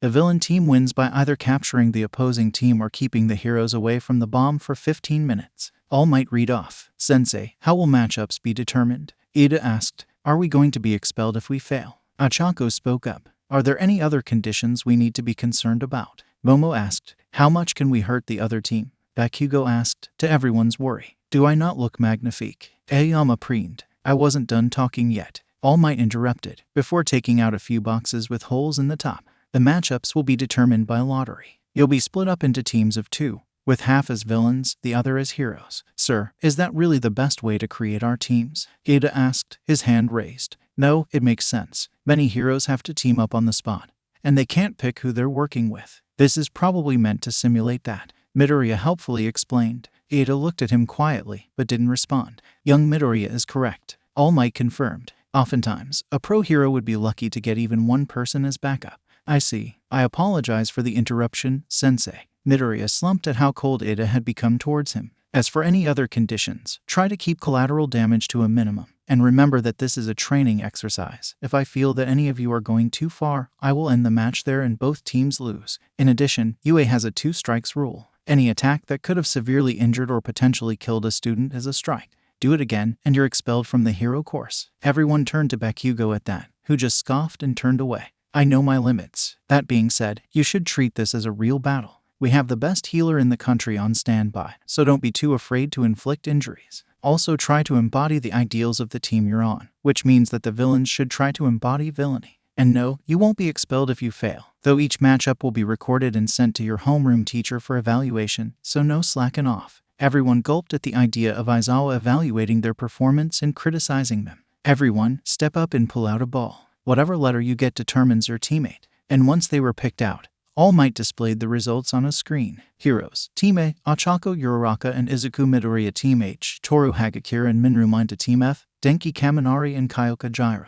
Team G, 𝐓𝐴𝐬 𝐍𝐴𝐬 and Hantashiro. Team J, Suyu and Shoto Todoroki. Villains, Team E, Katsuki Bakugo and Mina Ashido. Team I, Rikido Sato and Tenya Ida. Team B, Koji Koda and Momo Yaoyorozu. Team D, Masahiro Ajiro and Mizo Shoji. Team C, Yuga Aoyama and Ajiro Kirishima. With that done, All Might pulled out 2 different boxes, shook them up, and dug inside. And the first matchup is, with a flourish, All Might pulled out the balls, raising them high for everyone to see. Team as the heroes versus Team E as the villains. All Might proclaimed before realizing what exactly that meant. And judging by the eager grin on Bakugo's face, he knew it too. Oh crap. I'm so sorry, young Midoriya. Hiding his nervousness, All Might continued. The villains will get 10 minutes to make a plan of defense, while the heroes have 5 to study the building and come up with a plan of attack. After that, you have 15 minutes before the bomb goes off. Good luck. You'll need it, young Midoriya. The inside of the suit was amazing, if Midoriya did say so himself. The suit was designed to fit over his clothes quickly and easily. All over his suit were smoke dispensers, hidden within the armor. The gauntlets contained hidden stores of his holocubes that would drop one into his palm with a specific hand twitch, while on the back were panels that would open up to his computer gloves, giving him real-time information on his suit and drones. And the helmet, while it looked to be simple glass, it was actually an incredibly strong polycarbonate-based material with circuitry built within it that allowed Midoriya to not only see the status of his suit and drone, but locate other people via sonar and heat signatures, or get a direct video feed from his drones. There was a program that allowed him to see where each drone was placed in an area, so he could direct them in the illusion as he saw fit.